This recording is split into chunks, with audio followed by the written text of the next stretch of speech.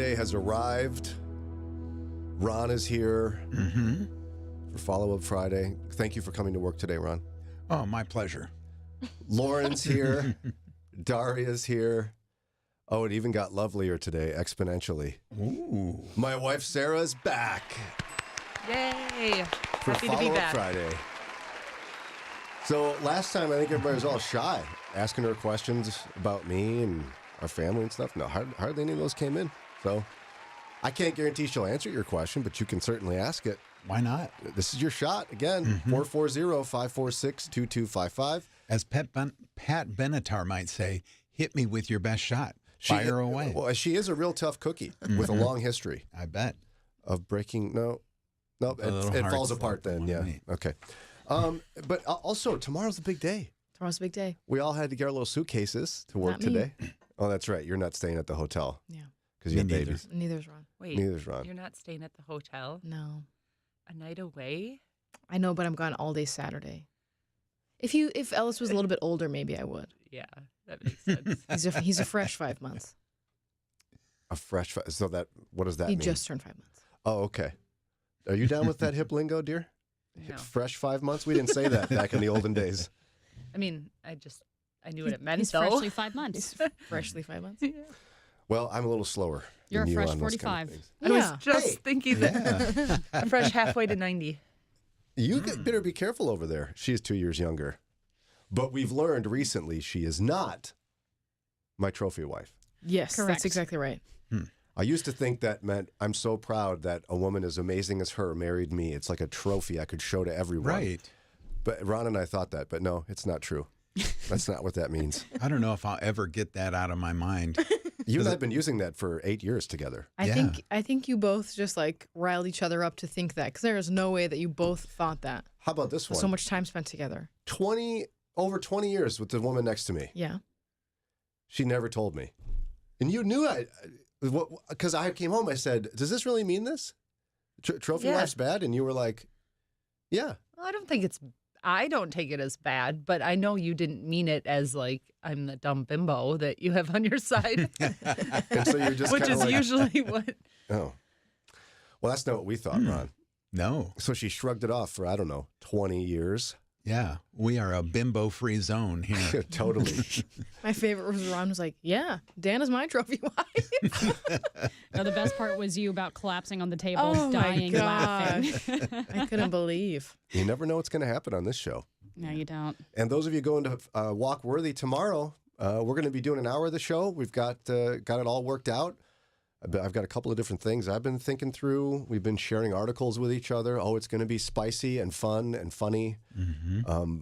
For me, it's going through the would you rathers and deciding what am I allowed to say. High pressure. It is.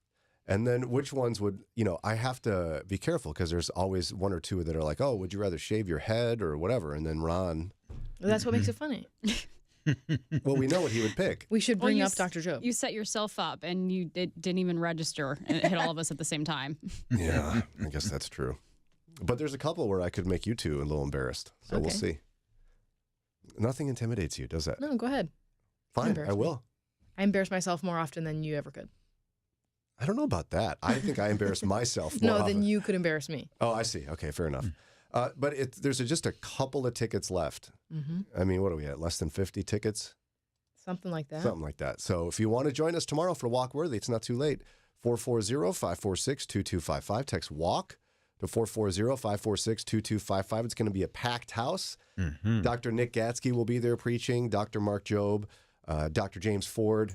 We'll do our thing. I believe the band That Girl will be performing an a cappella dance number. I'm so looking forward to that. If by a cappella you mean we will be speaking during Mornings with Brian, you are correct. And I mean, With no music. as far as I can tell, a significant number of men will be shocked to find out there's two of you. Yeah. Yeah. They'll be like, wait, there's two women on the show? Mm-hmm. Yeah, there's one guy called you That Girl. Whoever that girl is. Yeah, whoever that girl is, she needs to whatever.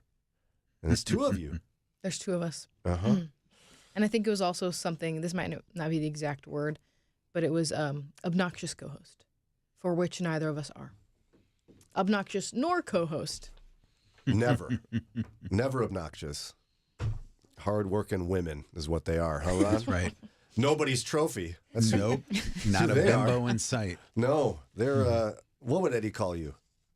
His wife. Yep. He's pretty straight to the point. What about Jimmy? What do you call What him? more do you need? But he's proud of you, Yeah, Jimmy. but- I know Jimmy. Yeah, he is proud of me, but I'm his wife. Can you believe this woman? Look how amazing she is. She's My wife. Wow. I do have some. I'm going to pull it up here because I don't want you to see. Or even better, you're his husband, or he's your husband. And I'm proud of him too. My trophy husband. Oh. Wait a minute. You can't say that, can you? No, you can't. I have something for I don't Melissa. know. I'd take it. I know. I'd be like, oh, really? You think I'm like your trophy? Oh, wow. Thanks. Yeah. For a follow-up Friday, I saw the live stream for the first time this week, and Brian looks at the camera like Michael Scott.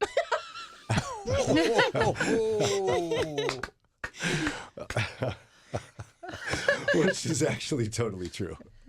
You catch me all the time looking at myself in the yeah, camera. you look at yourself all. It's hard to describe, but these cameras, it's iPads in front of us for the live stream. like directly in front of our eyes. And So basically like looking at a mirror for 3 hours. You got to try really hard not to look at it. thank you for saying that. Sure. Because do you look at yourself? No, No? I try really hard not to. Sarah, you were saying it freaked you out, right? Oh yeah, Last time? it's Yeah, it's horrifying. it is. It's difficult to see your mannerisms and reactions while you're talking. But look how cute you are in that camera. I'm looking at it right now. I So think cute. the only thing that has helped is the last 4 years of like Zoom and Teams. You know, you're kind of Yeah. used to looking at yourself now, but it's still pretty bad. I give myself a good Michael Scott Yeah, you kind do. of, hey, hey, camera. You don't have the filters on this like I do on my Zoom though for work. What filters do you put on? I put the one that like looks like airbrush, kind of like Oh, yeah. I did my makeup and That'll stuff. look cute. Oh, I didn't even know that was there. Yeah. Yeah, you just get on Snapchat and put filters on everybody else in the meeting, Right. That's you. Yeah, if you don't and then know sends about them to you this. during the meeting. Yeah, if you don't know about this is going to change your life if you have Zoom meetings at work. Even if you're not on Snapchat, it doesn't matter. Download it, and you can put funny filters on people's faces. It works on a computer screen. So, like when the vice president of your company is speaking, you can make him have little puppy ears and a tongue, and then you can send it to him. Don't do that, probably, but I would. I've done Send it that. to me. Well, no, I've done that with our Oh, yeah. well, I didn't do it with the vice president of radio. The general manager, I would send him pictures Oh, of I was- himself. I was going to say, if you went to the vice president with that, No. you're gutsier than I gave you credit for. I made Lauren look pretty ridiculous too and sent Yeah, those and to her. Ellis, didn't you? It was I think I captured both of us. It makes a meeting, even though the meetings here are great if management's listening. Compelling meetings. It makes them even more compelling, That's right. if you know what I mean. I'm winking for those who can't see it. How very Michael Scott of you. Daria, too much wit over there. All right, 6:15, time for a quick break. When we come back, we're going to review the week's topics, see what it is that you want to talk about. I know my wife, Sarah's rip-roaring ready to go here on a couple of these topics. And so's Lauren. Lauren's been talking behind the scenes about these like crazy. We'll get to them with you, 440-546-2255, coming up. If you're 65 or older, you know this. Seeing your healthcare costs go up and up is frustrating. And maybe you were just notified that your Medicare costs are increasing again, or you're just tired of the massive deductibles. Well, here's some good news. There's a program that can really help with this. It's MediShare 65 Plus. It's an affordable, reliable alternative. You can choose any Medicare provider. You get telehealth access anytime you need it. And MediShare 65 Plus is a low-cost option for those with Medicare Parts A and B, and it fills in the gaps where Medicare stops. MediShare is a Christian healthcare community that aligns with your faith. People actually pray for you. They encourage you, and it's proven, too. It's been going strong for over 30 years now. So call now. You can get one low monthly price for up to 10 years. You're not stuck with increasing costs. You can do something about this today. Call MediShare 65 Plus. Find out how much you can save. Call 833-59-SHARE. That's 833-59-SHARE. 833-59-SHARE.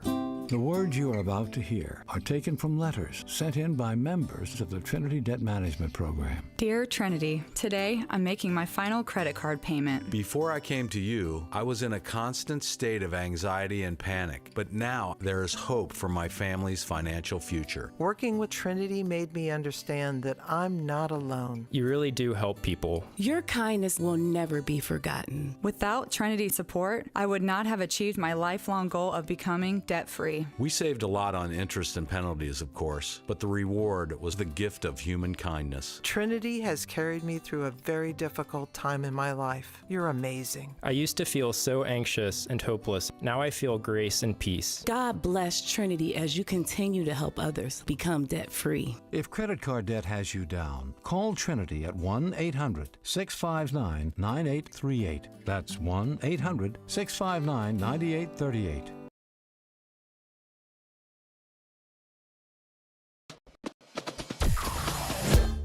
Mornings with Brian.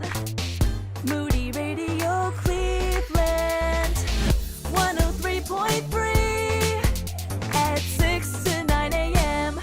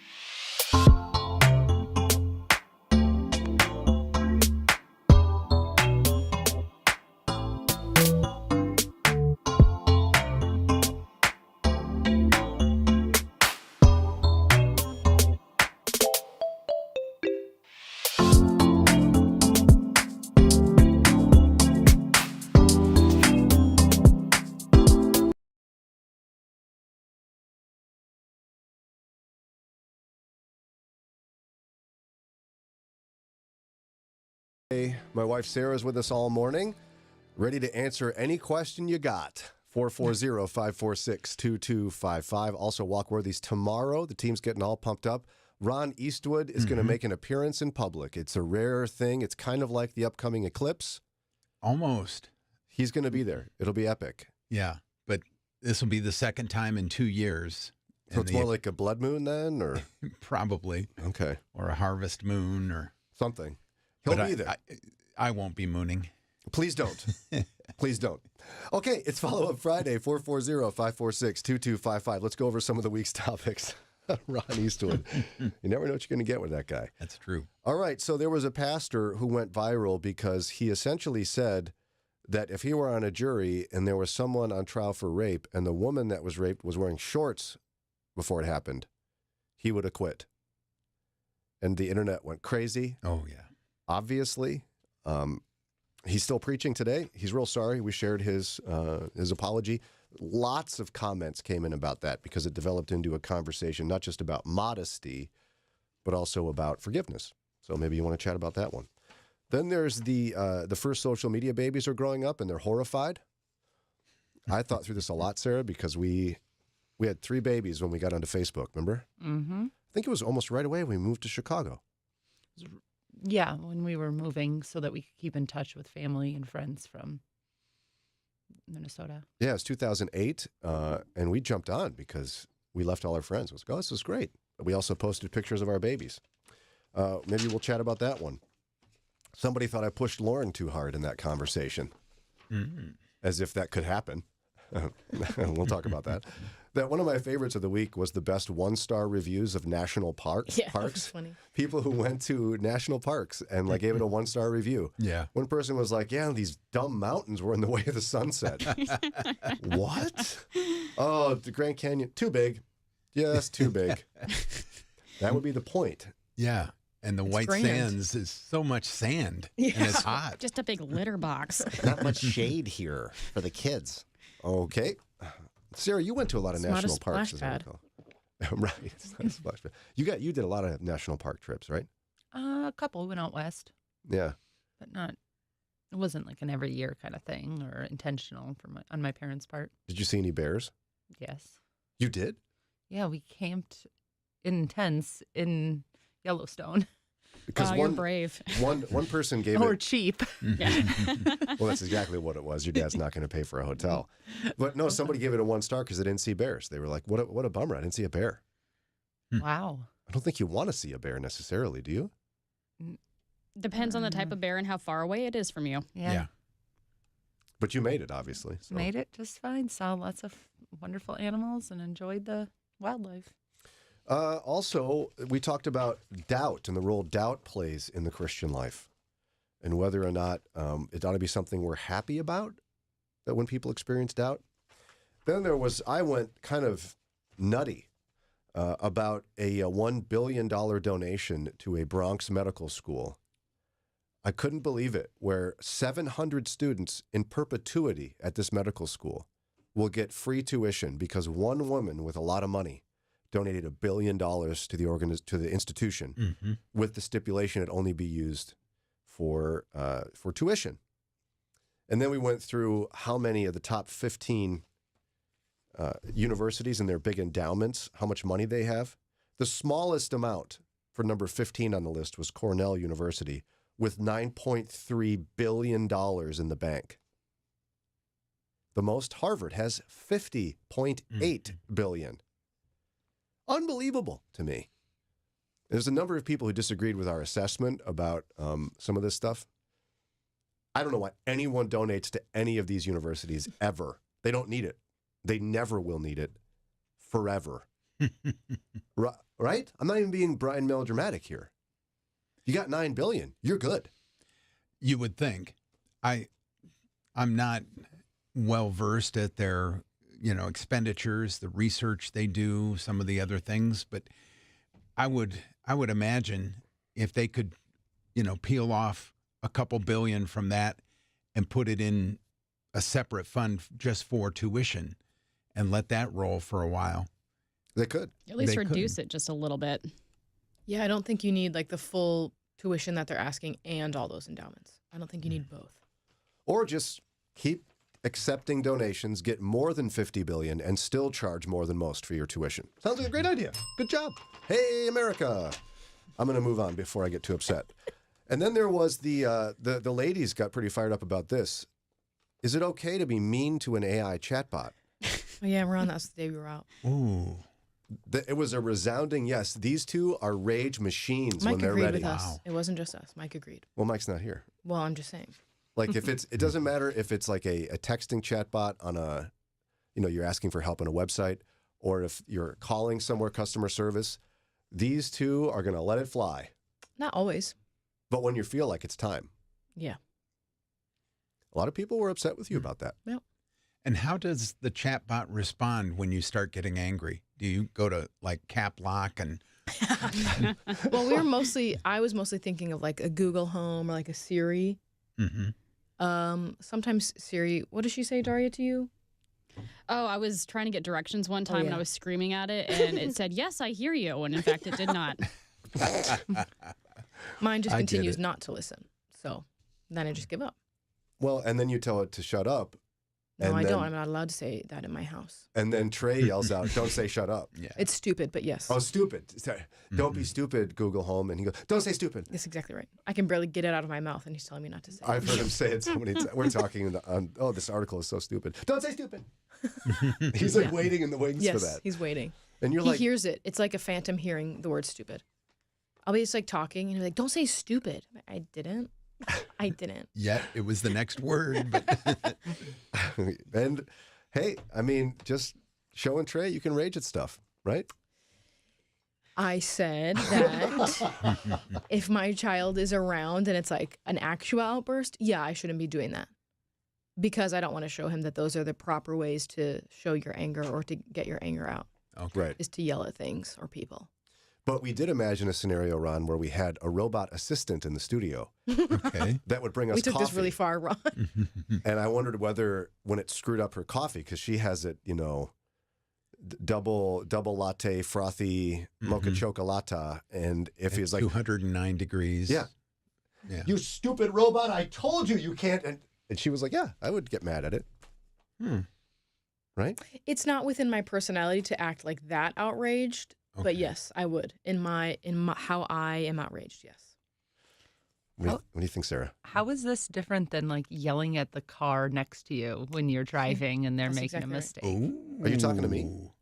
No, just in general. See, I said the difference is there's an actual human in the car, and machines are not humans.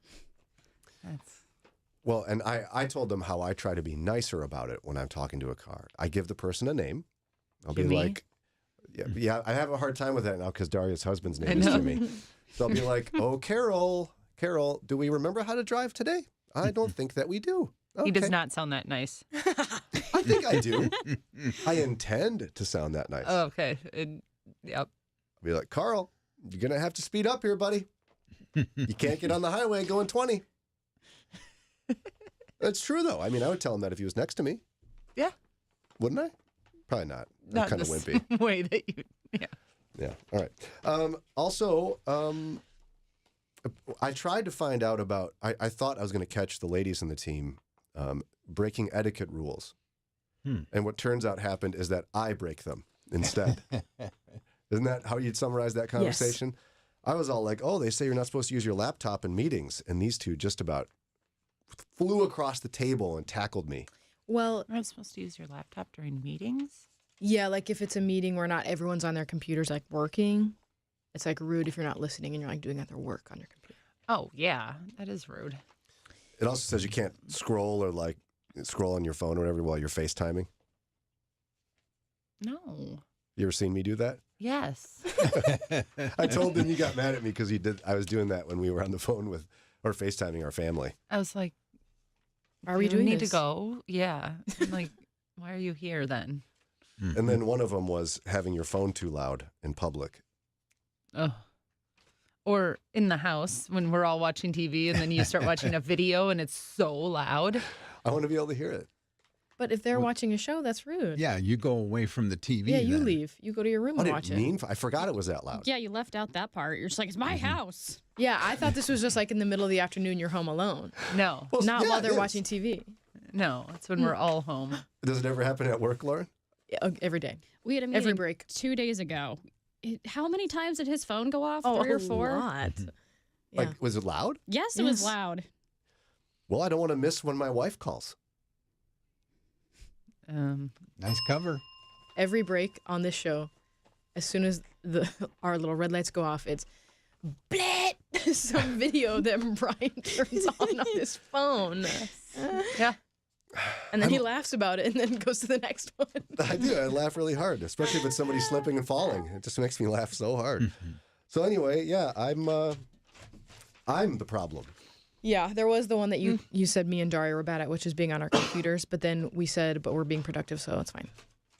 Yeah. Literally the other day, I was on my computer during a meeting, and you leaned over and you're like, I'm surprised at how efficient you are. I was watching you do like twice as much work as I can do, and I sit there and I go, oh boy, I better do this. I look up, it's done. You're doing it. It was like, it was like mindless work, like putting stuff on like a calendar or whatever. I have to gear up for mindless work. Yeah, me too. Do you? Yeah. Okay, I feel a little better about myself. You can do some of the stuff that I loathe to do. You're just like, I'm going to do it right now, and it's done. And I have to go, oh, boy, I got to do this. I'm going to quick take a break here. I'm going to take a break before I even get started. Window into my life. Well, I mean, like at home, I don't do that. Very efficient at home. Of course.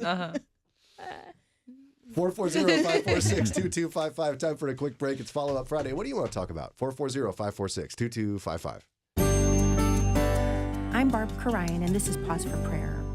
If you are a football fan, and maybe even if you're not, Brock Purdy is a name you've come to know. In 2022, he was the last person drafted into the NFL and affectionately named Mr. Irrelevant.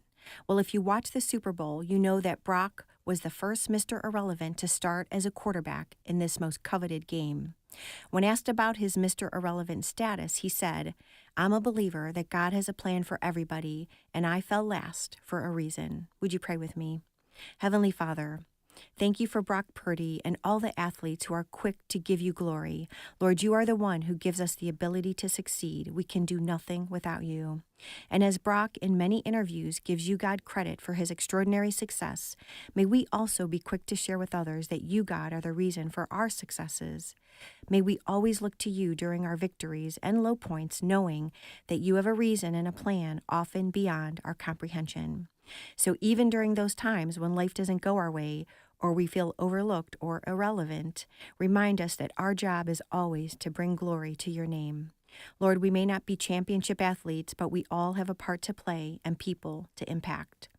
When Jesus began his ministry, some came to John the Baptist and said, the one you testified about is baptizing and everyone is going to him. John replied, he must become greater, I must become less. Jesus, keep our hearts humble in our successes and in our failures so that we can point others to you. And wherever you lead us, Lord, even if we're picked last, may we always trust you and your plan. Give us patience and a readiness as we wait for opportunities to share how great you are, God, and how you have transformed and blessed our lives, even when we were irrelevant. In Jesus' name, amen. As Christians, we need to really understand how truly revolutionary the message of Jesus was. Jewish believers worshiped God one way, and now Jesus had a radically new and different way. The book of Hebrews was written to answer their concerns. This month's Today in the Word devotional provides a renewed understanding and appreciation for the book of Hebrews. Download the free Today in the Word app or get a daily email in your inbox. Sign up at todayintheword.com. If you're looking for a way to leave a legacy that will help many hear the gospel, consider including the Moody Bible Institute as a beneficiary within your will, trust, or other estate planning documents. This is a wonderful way to steward well and extend your partnership with Moody beyond your lifetime. To learn more about the benefits of remembering the Moody Bible Institute, Moody Radio, and your other favorite Christian ministries with a legacy gift, go to moodylegacy.org. That's moodylegacy.org.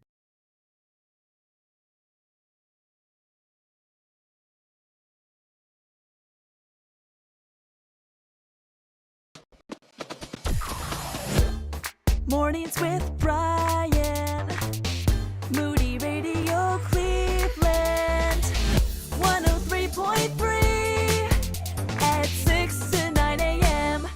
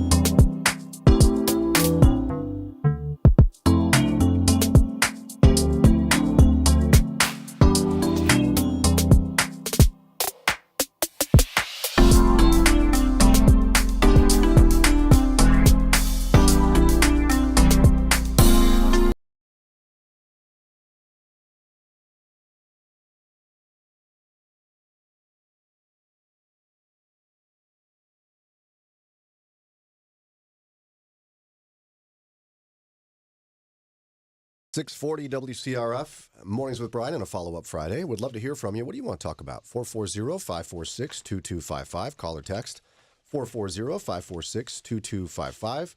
My lovely wife, Sara, in with us all morning.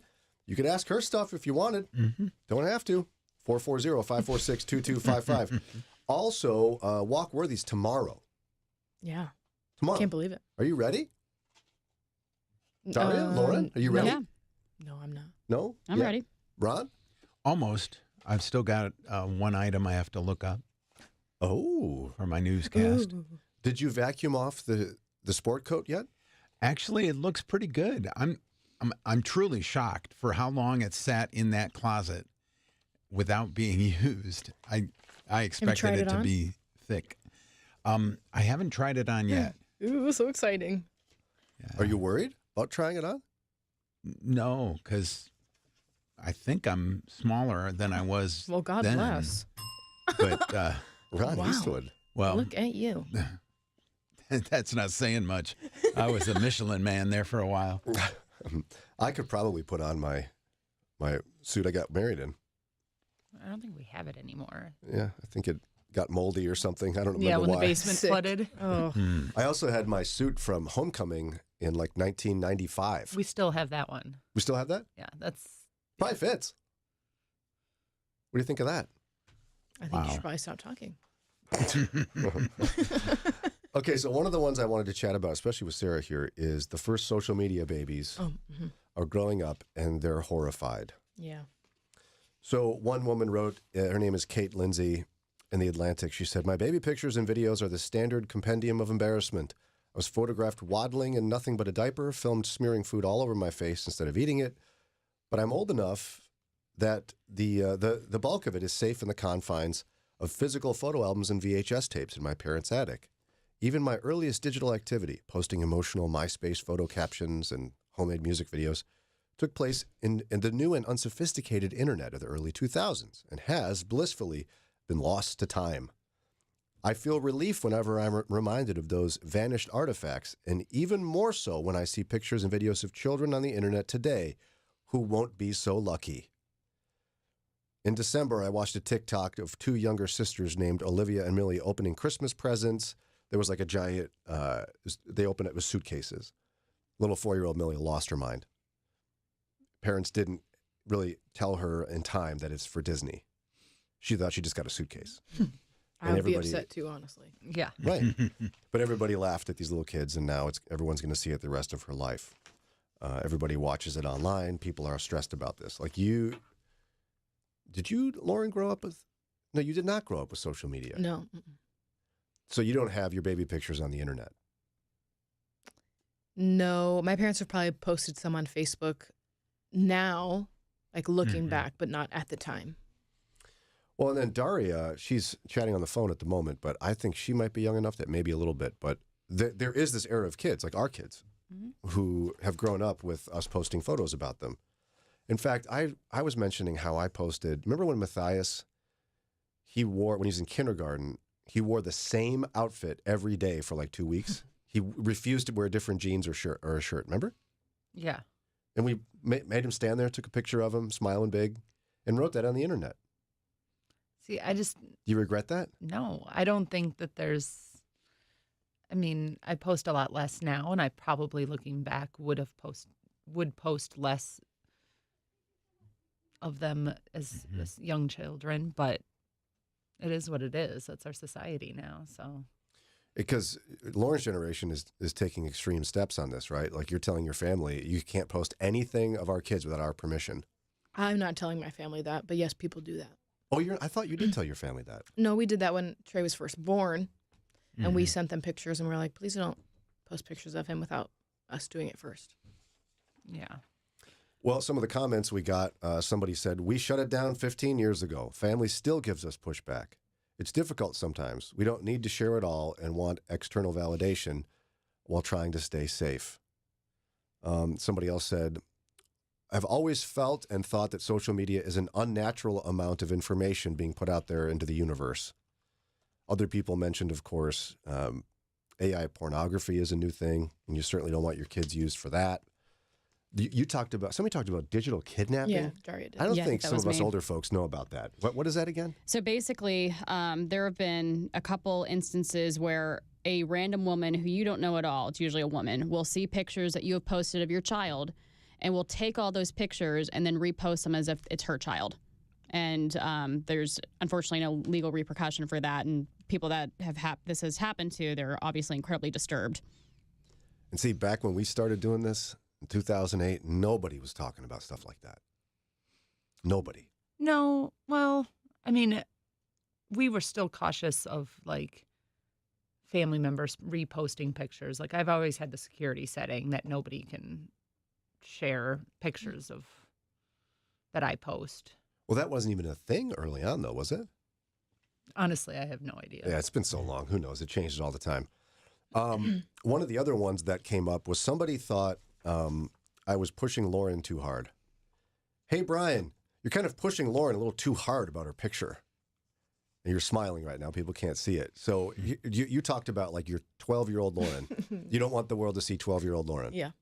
Because any 12-year-old person Horrifying. looks horrifying compared to what they look like today. It's terrifying.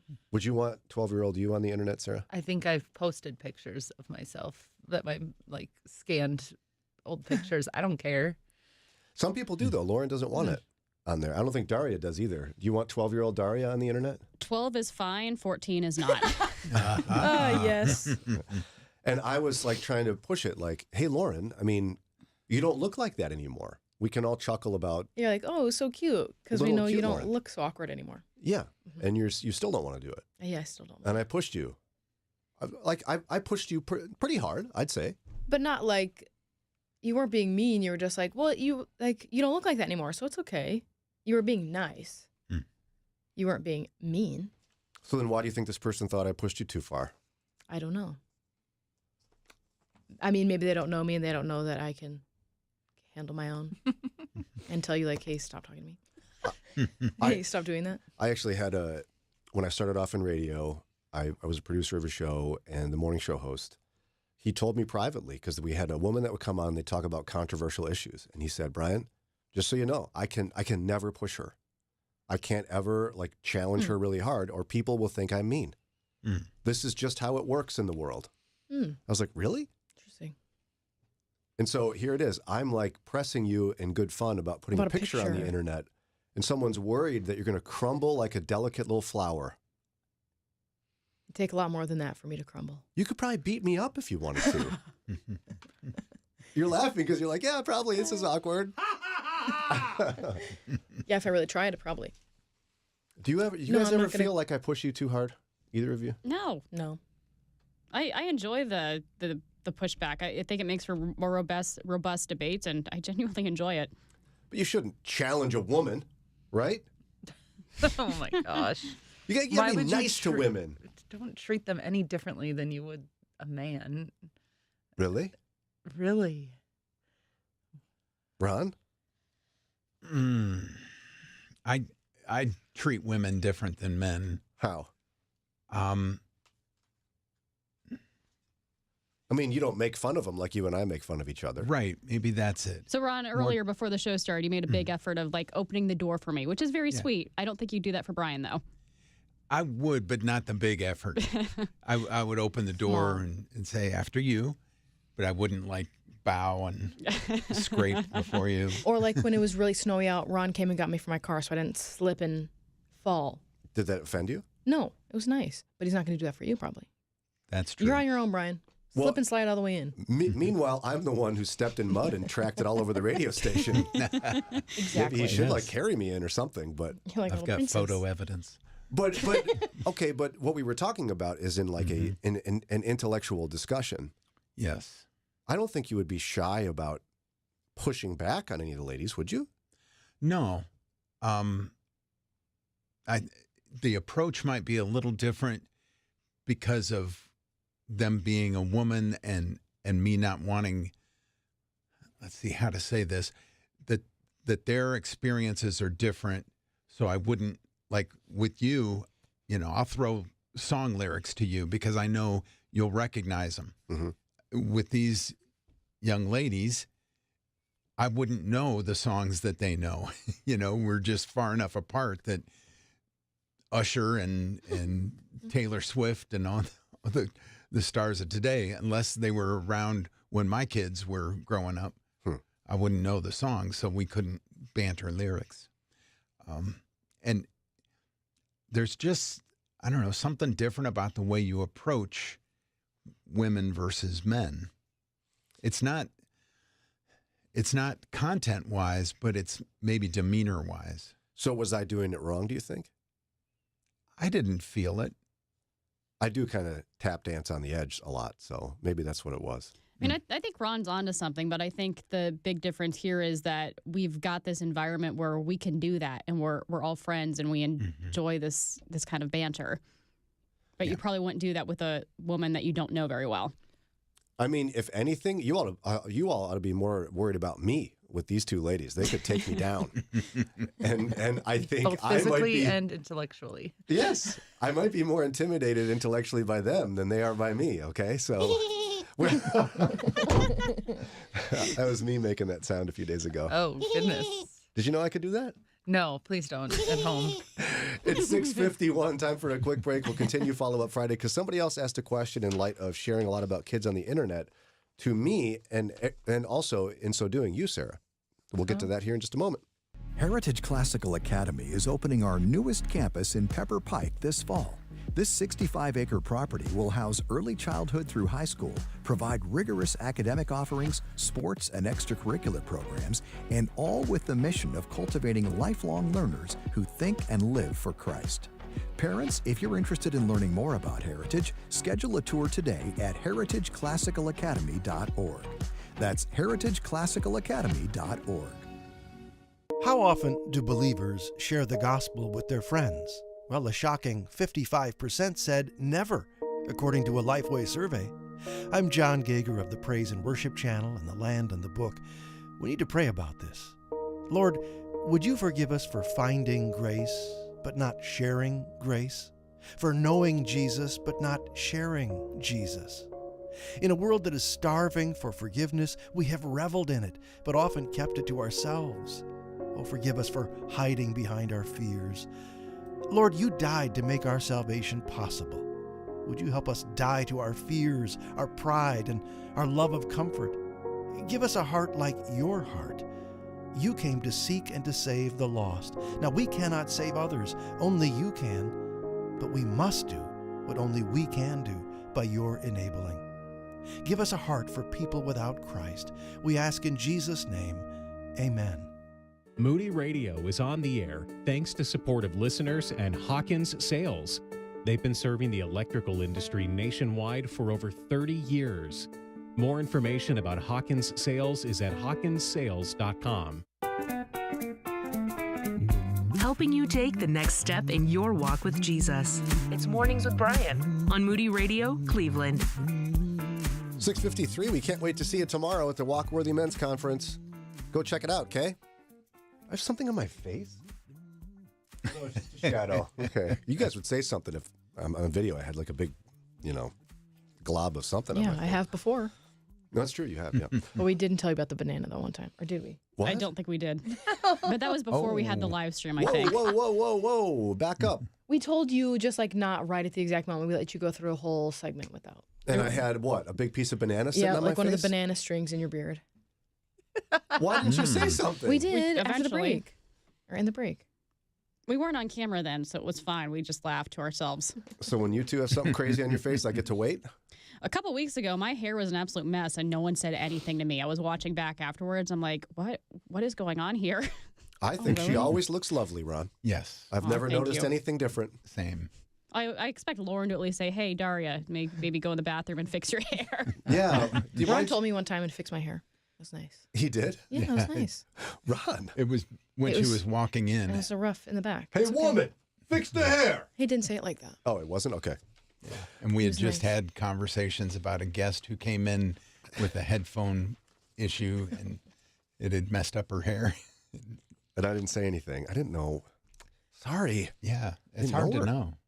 All right. You can see us on the live stream. Text live to 440-546-2255. We were chatting about how younger generations are real worried about having pictures of kids, and themselves for that matter, on social media. It's changing a lot. Somebody wrote in, what about talking about your kids on the radio? Good question. How have you approached this, Ron, over the years? You've been in radio longest of all of us. When I first started, I was in a station in Lorraine. My sister worked at Church of the Open Door, at Open Door Christian School. Sure. And so my coverage area was the same as the coverage area of her school. You know, they overlapped. And so I told a story once, and it didn't, it didn't go far, just something about being kids. And she called me later that day and was like, I heard that and I thought that was good, but I just thought I should mention that, this is where I work, where I make my living. So be cautious about what kind of stories you tell. Oh, wow. And I took that to heart. I'm like, yeah, you're right. Things that I might think are funny might be embarrassing to her or, cause some issue with some person at the church or the school. So I've tried to be cautious. I think you do a good job of just saying one of my children. And since you have 5 children, they're not going to guess. Even by gender, 2 or 3 is enough to kind of blur. Mm-hmm. And even we can tell stories. A child I know, or I heard of a child that this happened to, so you can even further distance the incident without, lying about it, saying it wasn't one of my kids, but someone named Grace did this. Well, and I think we have to have conversations about that. So, Sarah and I we've talked about it once or twice. Mm-hmm. What's your policy on what I share on the air about us or the kids? For us, I completely trust you, and if you feel like it's something you should share, then, you have my permission. I completely trust you. When it comes to the kids, I know we've talked about keeping it as ambiguous as possible as far as what child it is and things like that, just because they haven't made the choice to have their life shared. Mm-hmm. We've made that choice. So. Right.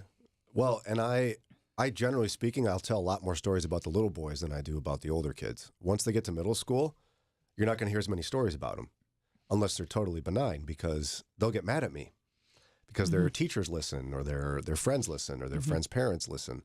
We have to be really, really careful about it. But you and I also are committed to, we think the best way to live the Christian life is with honesty and openness. Yes. And so you don't care if I share mistakes we make or problems we've had in our marriage or... Nope, you can share anything and everything, because I trust that if you feel called to share it, then there's a reason. And I don't know that reason, and I don't need to know that reason, because I trust that the Lord is guiding you, and, yeah.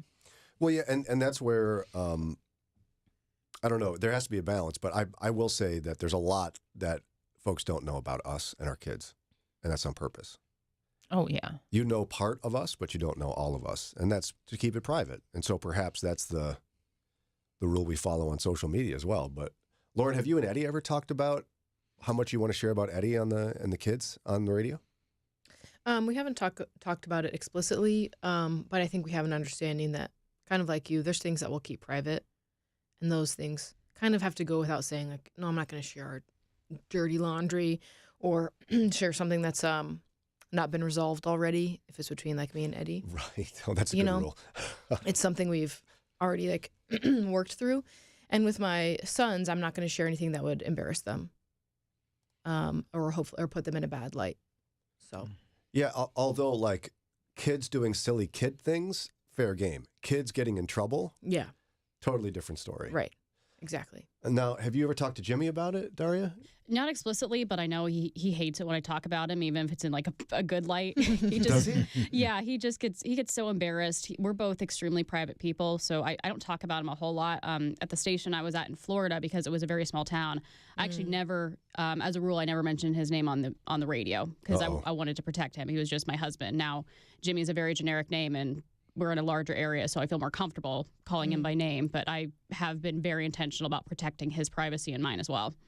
Well, and I brought up Jimmy like the first day you were here, so sorry about that. It's all right.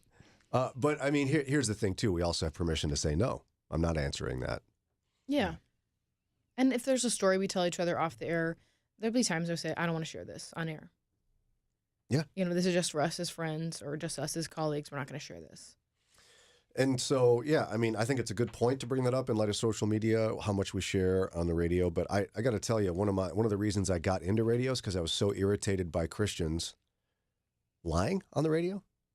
Here's what I mean: misrepresenting what their families really like.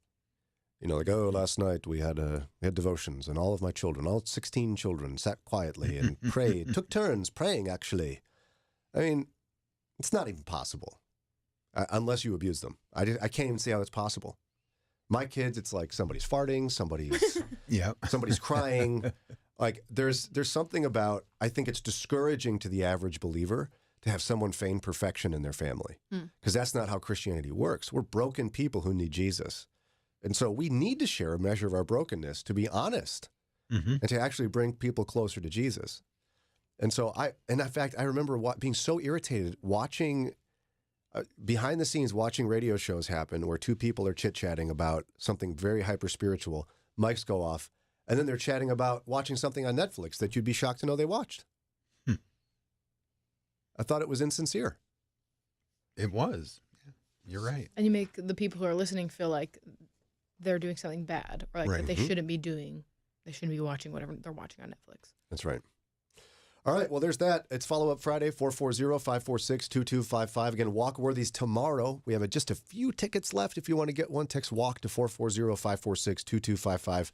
Follow-Up Friday continues in just a few minutes.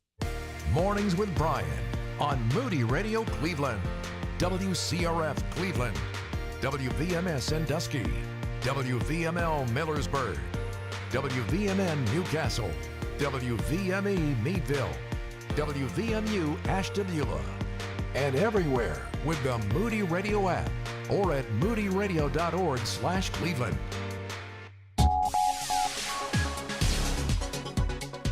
President Biden is asking his political rival, Donald Trump, to join him in urging Congress to pass a border security deal. It's 7:02. I'm Ron Eastwood, Moody Radio News. While speaking from the U.S.-Mexico border in Brownsville, Texas, Thursday, the president said it's the toughest and fairest set of border reforms in decades. The deal was the result of months of negotiations between a group of Democratic and Republican senators, but Republicans ultimately voted against the bill, arguing it doesn't go far enough to enhance border security. Ohio Attorney General Dave Yost on Thursday announced a lawsuit against an Akron used car dealership. Yost says his office has received more than 100 complaints against Shane Beers and SJ Motorworks on West Wilbeth Road. The suit claims the dealership violated state consumer protection laws by not delivering vehicle titles to dozens of car buyers. And young voter registration is on the rise across Ohio. That's according to data released by the Civics Center, which states that between last August and January, there was a 35% increase in 18-year-olds registering to vote in the state. Sports and weather coming right up. Attention all high school students and parents. We invite you to visit Moody's campus in the heart of downtown Chicago, in person or virtually. Experience life as a Moody student by scheduling an individual visit to campus with your family. We are excited to welcome you to learn more about whether Moody is right for you and your student. Meet with an admissions counselor and sit in on class in person or through Zoom. Schedule your campus visit today at moody.edu/experience Moody. In sports, the Blue Jackets fell to the Hurricanes 4-2. The Penguins fell to the Kraken 2-0. Here is your Moody Radio Cleveland forecast. Mostly sunny this morning, then partly sunny with a chance of rain showers this afternoon. Not as cool as our high temperatures climb into the lower 50s. At last check, clear skies, 27 degrees in Cleveland, 26 Akron and Canton, 27 in Ashtabula. It's time for your moron moment. You may be tempted to enjoy the nice weather by doing some landscaping this weekend. Caution should be exercised. Our favorite landscaper, John Palmer, has the following recommendations. First, the no's. No rose pruning yet. It's still too early. No flower bed cleanups yet. Ground nesting pollinators are still hibernating beneath all that litter. Now the yes. Cutting back spirea is okay, except for bridal veil spirea. That's a weeping variety. Pulling out a weed called hairy bittercress is good. It's in bloom now. And with a name like hairy bittercress, it should get out of your yard. And pruning fruit trees is okay as well. And that's your Moron Moment. And you'll find that on our Facebook and Instagram. It's 7:06. With Moody Radio News, I'm Ron Eastwood.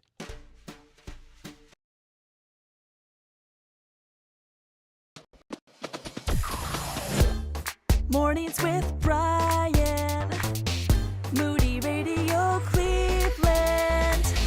103.3 at 6 to 9 a.m.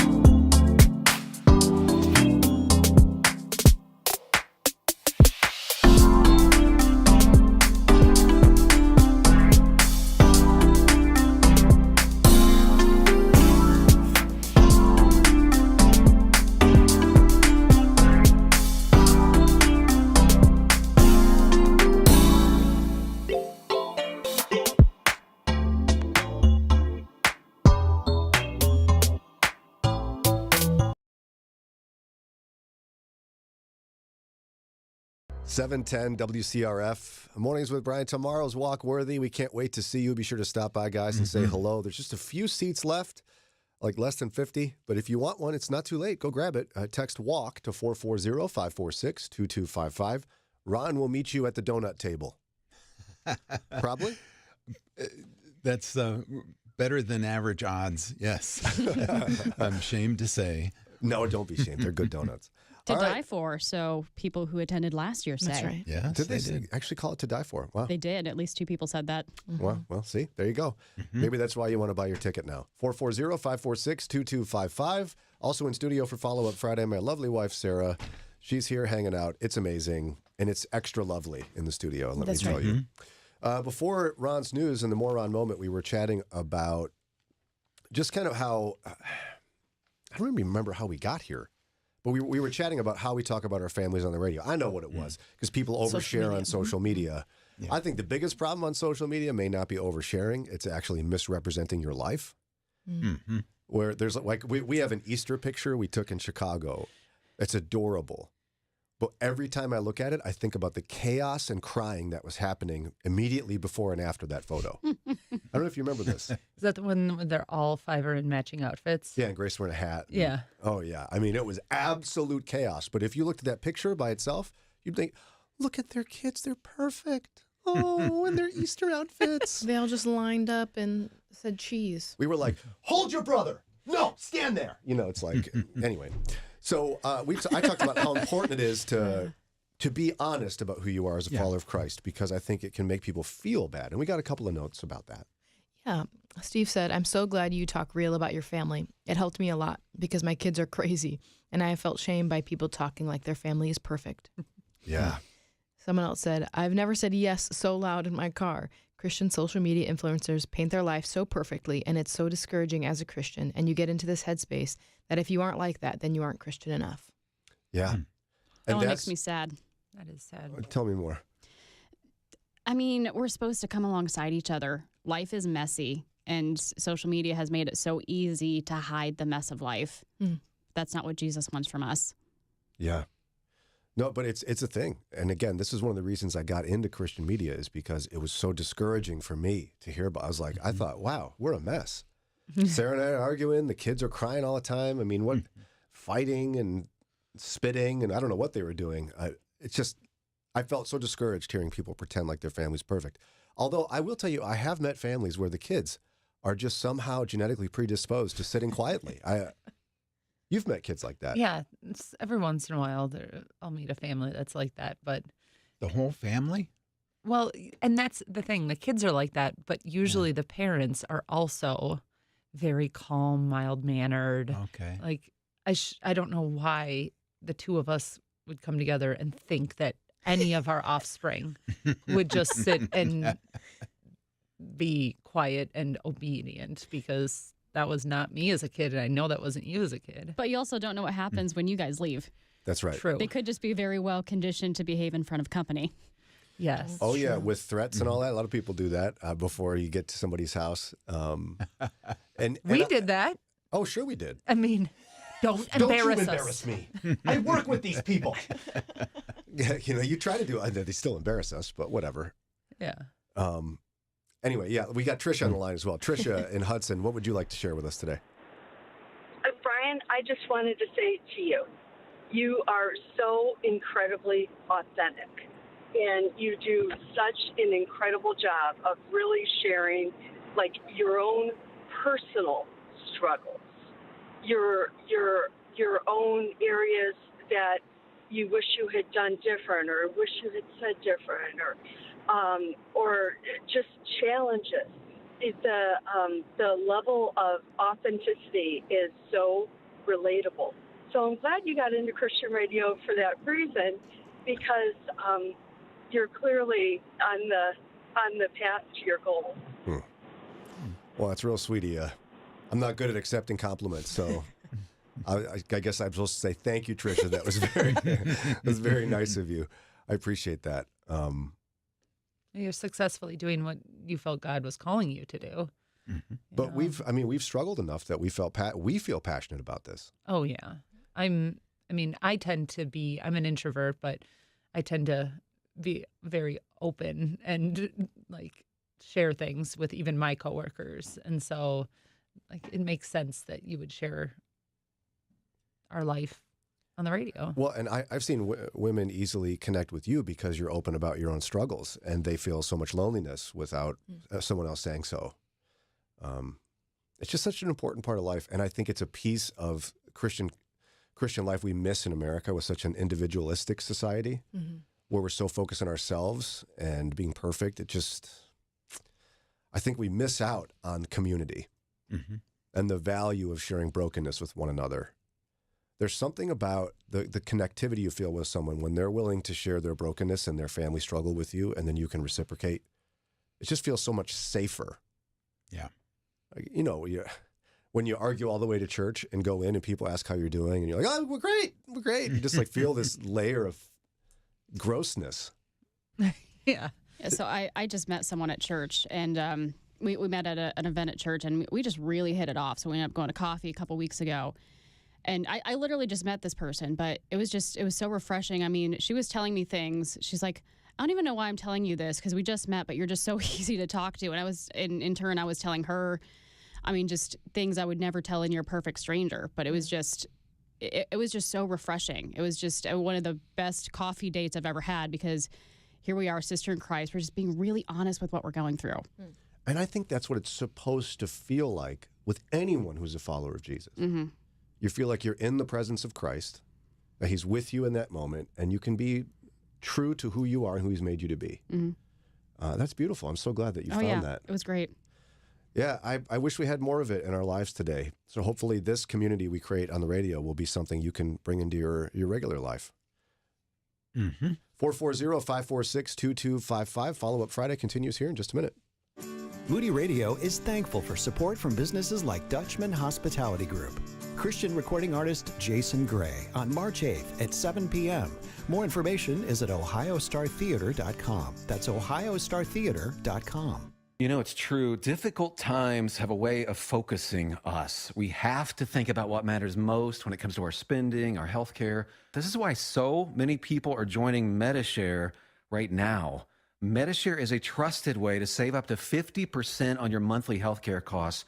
More than 400,000 people have already made the switch. It's pretty obvious why, too, especially now during this challenging season with healthcare costs and out-of-pocket expenses going up.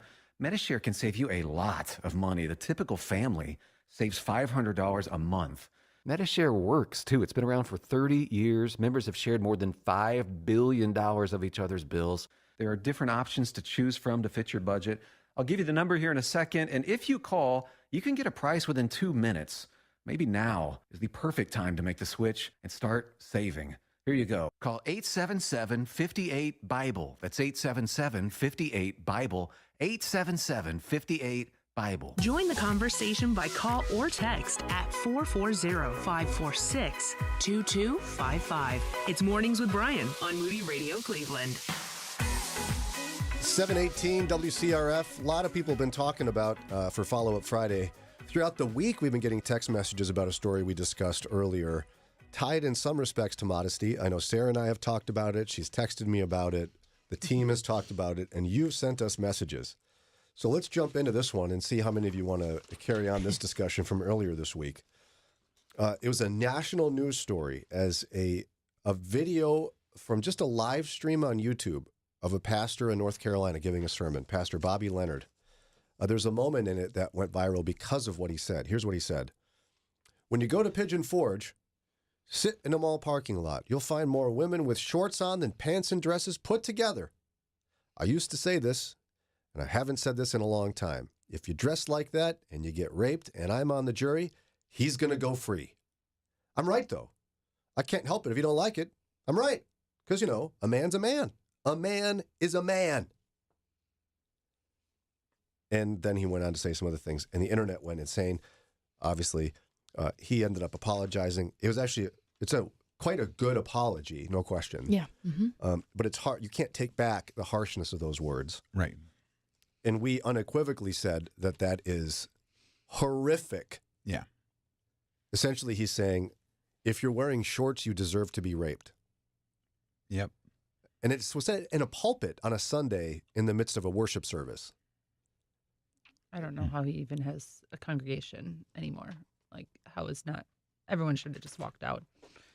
Well, but see what that, yeah, and no one did, quite frankly. Which is kind of scary too. Yeah. Now, we had a whole bunch of comments because there was a number of different ways this went. But primarily, as you can imagine, a discussion of modesty came in. The scriptures talk very clearly about being modest in dress. But clearly that's also culturally relative. Yeah. Depending on where you live and such. Now, one of the core issues somebody summarized in a very short 2-sentence text message to us, I'd like to hear the ladies respond to. Buckle up, Ron. Okay. Somebody wrote, click. Women should think about what men are thinking. The man who approaches you may be related to what you're wearing. Women should think about what men are thinking. Like when you get dressed in the morning, he's saying you should be thinking about what men might think of what your outfit looks like. Who would like to go first? I will. Are you thinking about what I'm thinking about? Are men thinking about what women thinking about? Oh, women aren't visual, is what they would say, right? That's not true. Really? It's not primary, maybe like it is for men, but women do find men attractive.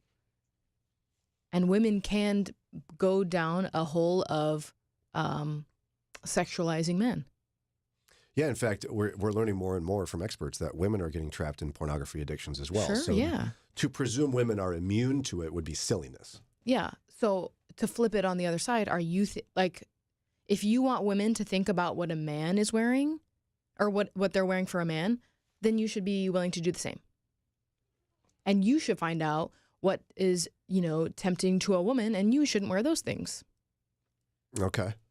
Daria, do you, this person's saying women should think about what men would think. Like you put on your outfit, look in the mirror and go, what would a man think about this? It's just incredibly insulting and demeaning. I mean, I've been hit on by men old enough to be my grandfather wearing my work uniform at a Menards. I got better with every word. I know that she does that. Like I didn't expect all of those things. Yeah. What am I supposed to do with this? Gosh. It's not my fault that guys are going to be creeps. No, well, yeah, not. but I mean, Daria, what if you end up going, oh, this looks so nice, this plunging V-neck to my navel? Okay, well, first of all, I would never wear that. And Right. I would argue that, I think there's argument for women not wearing that. But men can't be animals. And the insinuation from the pastor in this comment here is that men are animals with absolutely no control of their baser instincts. And that's not fair for them either. No, it's not. Yeah, this is actually more insulting to men, I think. Yeah. Oh, yeah. In That some they have no respects. control. Should be. Sarah? That's exactly when you were reading it. I was like, men should be outraged on this because he's saying they can't control themselves and they're, just animal instincts and that's it.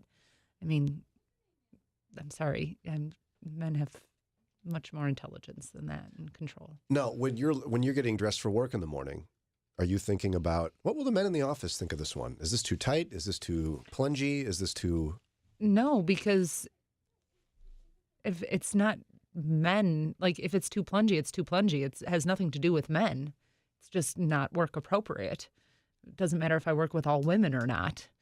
I mean, I get dressed because it looks good, it looks appropriate, and looks, nice. So somebody would and say it then fits. that neither of you are too concerned about causing someone else to stumble. We shouldn't, scriptures talk about, it's better to have a millstone tied to your neck and be thrown in a river than cause a weaker brother to stumble. It's not that I'm not worried about it.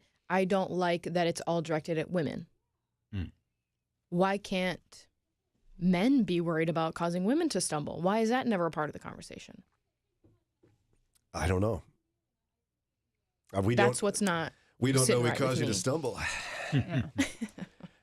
I mean, I guess it's never brought up. Like women Yeah. are never raising their hand in church and saying, the men are wearing the pants right now that we don't appreciate, or these shirts are showing too many pectoral muscles. I can't do this. Because women know that that's ridiculous to make somebody change what they're wearing because of something of how it's affecting them personally.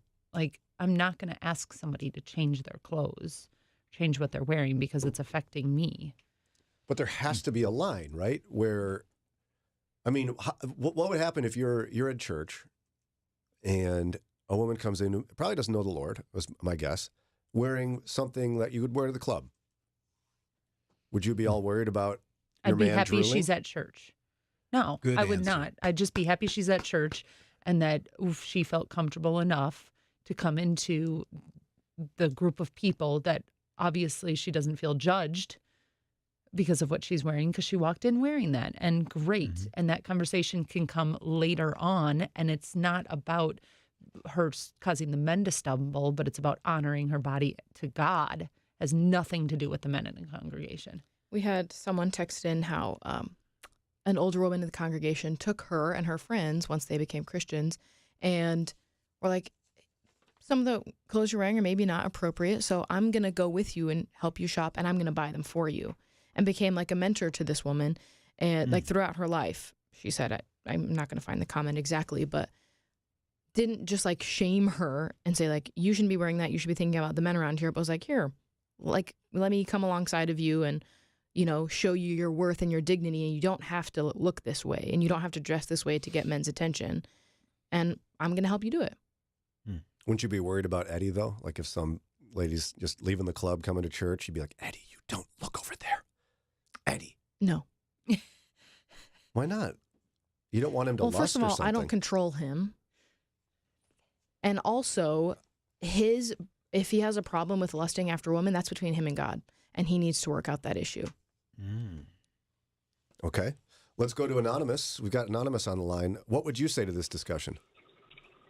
I was telling Daria before you guys, first off, thank you for touching such a broad range of topics. You guys are phenomenal. Well, thanks. I was telling her that I'm currently in ministry at a church, and I am a very conservative dresser. I have all brothers. I'm the only girl.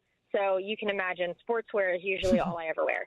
So when I branched out and had to learn how to dress a little bit more church appropriate, I was working, it was like a anniversary service, and I had a dress on, not revealing whatsoever, down to my knees, knee length. And I had someone come up and bring me a lap, like a throw for your legs if you have on a shorter dress, because there was a man that was in the audience that said that I was an extreme distraction to him during this service.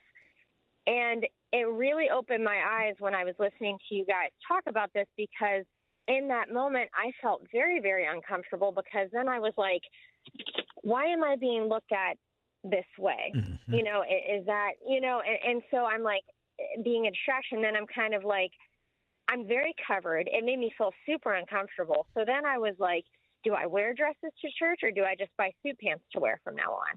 Do I, and it was really like a horrible conflict between me and myself. And like, I'm asking God, like, am I doing something wrong? Is this me? And so when you guys were talking about the article, it just really like hit me. And I was like, oh my gosh, how could you say something like that?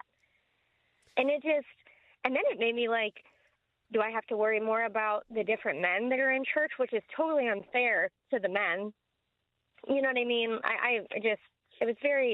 It was a very, very tough time for me. So I'm thank you sorry guys that for pulling this article. Well, you're very welcome. I'm sorry that happened to you. The idea someone gave you a throw to cover your knees is pretty crazy. I mean, quite frankly, the way it should be handled, I don't know why church culture has become what it has become. But it should have been handled if someone complained about it. They would have said, excuse me, brother, we got to go talk. You clearly are dealing with an issue of lust here that we need to help you with, because her knees are not your problem. Right. And the people at my church, like, they were really, really wonderful. Like, my pastor was wonderful. And so it all ended up being like okay in the end. But like, when I was listening to this, I was like, wow, it was mind blown. So thank you guys. No, you are super welcome. Although I would just gently push back and say the fact that you were given a throw for your knees, I think, was a mistake. Mm. You know what I mean? Oh, I didn't take it. There you go. I didn't take it. There you go. Well done, sister. Thank you, Anonymous. I appreciate the call. Sarah, what's your reaction to that? Well, yeah, to go to something and think that you're dressed comfortably in what you think looks good and is modest to you, and then somebody else has an issue. I think that's where is the line? Like, somebody else, open-toed shoes could be what's going to, be their issue, or shoulders. It's like, or hair up. I mean, there's all these things where it's like, no, if somebody has an issue, that's their issue. And, but I get I'm glad she didn't take the throw. I probably would have taken it and been so thrown off and not knowing what to do. But I'm sure the leadership of the church was like, what do we do right now? Like, how do we handle this? Oh, let's give her a throw. Because honestly, it's in our society and in the church, it's easier women are much more accommodating than men. So it would be a confrontation to deal with the male than it would be to have the obedient female do what she's told, because that's how our society is in our church. It's light years easier as like an elder, for example, to ask her to cover up than it is to deal with his lust. Yeah. And so they're taking the easy route. But that's because women have been trained for generations to be obedient and do what they're told. And props to her. I mean, I probably would have curled up and cried and left. Yeah, I know. I love that she didn't take it. I don't know what I would have done in this situation, but kudos to her, man. And I appreciated your Menards comment. As funny as that was, there's truth in it. I remember, Sarah, you talked to me about you'd be at Aldi when you worked at Aldi years ago. Oh, I got hit on all the time. And I'm like, I am sweaty. I've been stocking shelves and covered in nasty produce and you for were in jeans 8 and a hours. t-shirt. And yes, and steel-toed boots and no makeup. Yes, and I got hit on all the time. All the time. I mean, you asked me out and had never seen me showered. I mean, I've always worked jobs that until now that I don't have to get all dressed up for and look all, quote unquote pretty. And so you shouldn't have to change your behavior because there's creeps out there. I mean, the worst part of this story is I was of legal age, but most people thought I was 16. Yeah. So that's just another layer of men are going to creep, and there's nothing that women can do about it. No. And blaming women is probably not the best solution to the problem, is it, Ron? No. No. Oh. And I'm curious, like, my mind is racing what I could do to help in that situation. But I'd be like overhearing Grandpa Man hitting on, the 16-year-old looking girl. Would I, should I jump in and say, look, dude, she is way too young for you. Just head over here to the prime rib or, whatever Aldi's is offering and leave her alone. Yeah. You know what Sarah would do? She told me she'd regularly just bring up her 5 kids. One guy mid-sentence stopped talking and walked away. Yeah. How creepy is that? Can you believe it? I mean, you can. Yeah, I can. Yeah. Has stuff like that happened to you, Lauren? Yeah. And yet, did you ever feel like it was your fault in some way? Or you've been conditioned in a better way by your family, perhaps, to not feel bad? I didn't think it was my fault. That's No. good. That's good. No. 440-546-2255. There's much more to discuss on this front. I mean, there was even discussion about whether this pastor should have lost his job or not, be restored. Much more to talk about. 440-546-2255. Dr. Tony Evans says everything we have comes from one source, and one source only, God, even when circumstances make it look otherwise. He'll explain with the help of this illustration as we spend 2 minutes with Tony. There's an old lady. She's a widow living way out in the boondocks. She was on her last dime.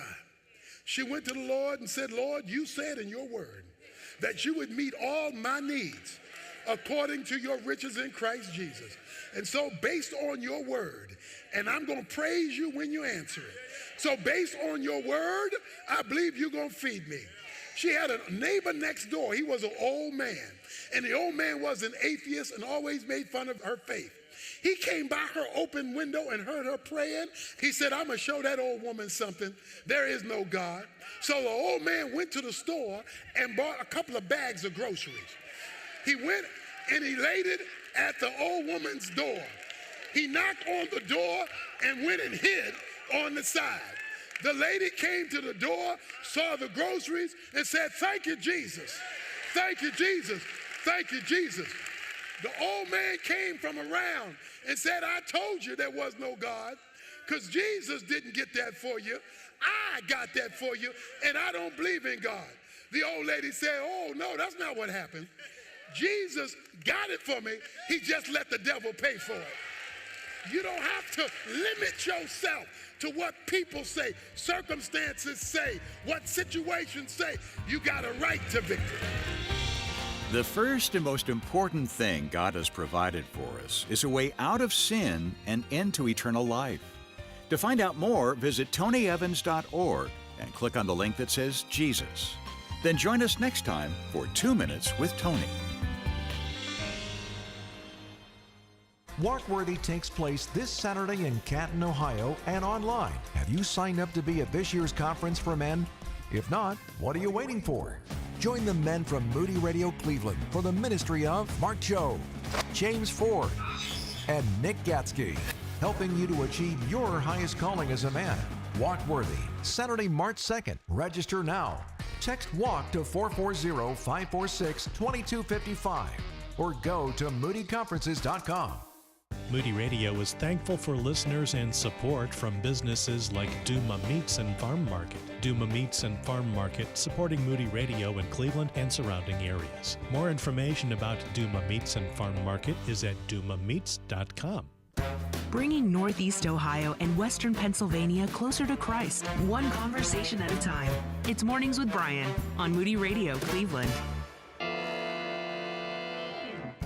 7:36. Kick the hornet's nest in here. Got lots of calls coming in. If you're on hold, just wait patiently. We'll get through. And we got some text messages as well.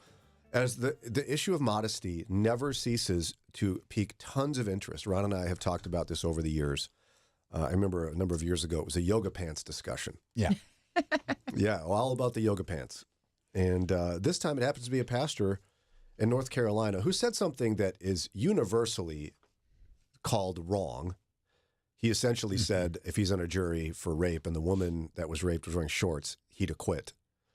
And that is such a broad definition. I mean, he didn't even say like Daisy Dukes or shorty shorts, you know? Yeah, were these like capris? I mean, yeah. How do you, and look out for ankles. Yeah, if knees are bad, ankles. Yeah, and so as we discuss this issue, it does become a question of modesty because, of course, his opinion's ridiculous. No one ever deserves to be raped. No. That's like horrifying that a pastor would say that. Yes. And yet there is still dispute among Christians about whose responsibility it is that men struggle with lust in many respects more than women do. I think a lot of people, for a lot of church history, we've placed the blame on women for that. If a man lusts, it's probably because of your wardrobe decisions. You think? And yet, Daria perhaps has shut that whole thing down with her Menards comment. I don't know.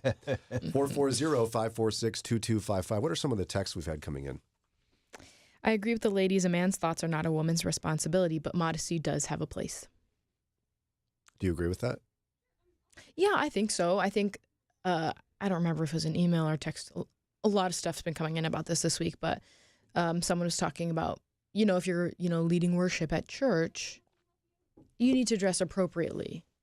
Please don't wear a plunging neckline while you're trying to lead people in worship, But isn't that just as distracting to the females in the congregation Yeah, I as think it is so. the males? Like, I would be distracted. To me, it's not. Because you're just like, why? Whoa, dude. Yeah. Cover them up. Yeah. So to me, it's not a gender thing. It's also like, yeah. Well, but I think the person's still saying it's on the person getting dressed to be modest. It's on them to be concerned about how others see them. And I think what we talked about earlier this week is that that's a heart problem. Mm-hmm. If you're wanting to flaunt your body and show off your body, that's a heart problem. And you're dressing so that people will look at you, so that men will look at you. And that's a heart problem. Yes. And so it would sound to me like you're implying that over time what ought to happen is maybe somebody who's dressing a little inappropriately, as they grow with Christ, they'll change their decisions. We shouldn't shame them for whatever they're struggling with in their heart at that time. Mm-hmm. And they should say to someone like Ron, if it's a problem, don't look. Right. You choose where your eyes go. Last time I checked. Mm-hmm. I mean, me too, but I like picking on you. No, you're absolutely right, though. The woman's eyes are the soul to her being. The eyes are way up there on the head. You don't need to be looking anywhere else. Let's jump to the phone lines. We've got Anonymous here in Cleveland. Anonymous, what's your take on this? So I have so my take on this is that there's two things I want to bring up. One is that there is a natural, I'll bring it back to the Aldi's saying. So if there was, I know you said it was an older guy, but say it was a younger guy who didn't know you were married, the looks of you maybe attracted him in, and I feel like, and then he struck up a conversation, not knowing you had kids. I feel like we can agree that's that's a natural for a guy to be like, oh, she looks pretty. Maybe I can talk to her, maybe go on a date. Does that sound like? I feel like that sounds normal, right? Not necessarily just a man being a creep. I see what you mean. Are you ladies following? Like the idea of striking up a conversation, not knowing someone's married, that's not a weird thing. No. I mean, there's a certain energy you can feel, for lack of a better word, especially when it's like an older guy that's hitting on you. Like, you can just tell. So it's like a Joey Tribbiani, like, how you doing? You know? Yeah, right, sort of. Yeah. Go ahead, Anonymous. Yeah, so I just wanted to make sure that was just said, because I felt like that was something. But that's pretty much what I just wanted to bring up and make sure that was said. So no, I'm glad you did, because what we don't want to imply is that you can't be nice to a person of the opposite sex. Yeah, don't be scared. We're not saying men do not look, especially if you're single, you can pick up girls at the grocery store or at Menards. Where else are you going to? That's not, but it's. But I also, my second question, and I'm asking you guys this, is do you think it's necessarily a sin? Like, I understand, dressing modestly, but as a girl was is seeing a guy running shirtless on the side of the road and she was attracted to that, is that a sin for then her to be go up to, and because he's not modestly dressed, is that just out of straight up sin to go up to her, or her to go up to him? I think if she's lusting after him, yes. Okay. Again, it's a heart issue. Yeah. But nobody would ever tell him to go put a shirt on because women are lusting after him. I think that's, Yeah. Okay. Yeah, and Lauren, it sounds like you're saying there is a distinction between being attracted and lusting. Yeah. Mm-hmm. So can you articulate it in some way? Because I think for men, sometimes there may not be much of a difference. Anonymous, would you agree with that or not? Yes. I guess the difference would be, you can look at someone, I can look at someone and be like, oh, that's an attractive person. That person is attractive to me. They look good. But then when I start taking that farther and thinking about them in sexual ways, or saying, oh, I'd really like to go talk to them because they're really good looking, and, just taking it a step farther, and you continue to think about them and you ruminate about them and you think about their body, that's when it starts to cross the line into lust. Would you agree with that, I sir? would totally agree with that. But, I mean, if you're single and you see some dude jogging and he's all ripped, clearly it's not Ron or me, maybe that's the cause for you to go talk to him. Because you find him attractive. If you think he's attractive, sure, you can go talk to him. Because we're not implying that you ought to be, to be Christian, you have to talk to people who are ugly. Right. Yeah. No, I mean, you're going to speak with somebody and get to know somebody that you are attracted to. And, I wonder if we have to work on this as men, Ron, where it's not just you and me, just men in general. Right. There is a difference between finding someone attractive and lusting. Mm-hmm. And there's nothing wrong with going, oh, that's a beautiful woman, versus, whoa, hey. Right. I got a few ideas for you, or something awkward like that. Mm-hmm. I mean, I'm trying to think about, I'm on the radio trying to give an example here, but I think we need to be better at that, because it's true. There's nothing wrong with appreciating beauty. Yeah. It's making it sexual that becomes sin. Right. The Greek sculptors, created all these statues of women, and they obviously appreciated beauty. Mm-hmm. But it's easier to look at a statue and not think, oh, hey. But flesh and blood makes it a little more intriguing. Yeah. Let's go to Mike in Bainbridge. Hey, Mike, what's your comment on this discussion? Hey, I kind of agree with the other caller there. Mm. Let's define what a guy is saying to a girl that makes it a creepy situation. Yeah, Mike, I'm with you on that because Sarah's told me before that I'm a flirt, and I'm like, I'm a what? I'm just nice to people. You know, what define a flirt? I got a little plug to Aldi. Aldi hires some good-looking ladies. Okay? they if I was a single guy, I would definitely. But my wife and I can go to Aldi's, and I will talk to. Well, I talk to everyone. A girl, guy. I do not care. But if you happen to run across a girl that's not quite dressed like maybe my wife would be, I'll talk to her. I just, it's the eyes got to roll the other way. And brothers, that's taken years of training. That's years of marriage. To just don't focus on that, because I think the view, you don't have a lost thought until you take the view, and then now the lost thought comes in. But when I'm walking up, I might turn around and just say, hey, but it's not a lust thing. But if I notice that maybe you're not what's appropriately dressed, it's hard for me to work with the youth group at church because some of the kids kind of need to put clothes on. It's, where's I wish we had more of a, the rule of not below your knee type dressing.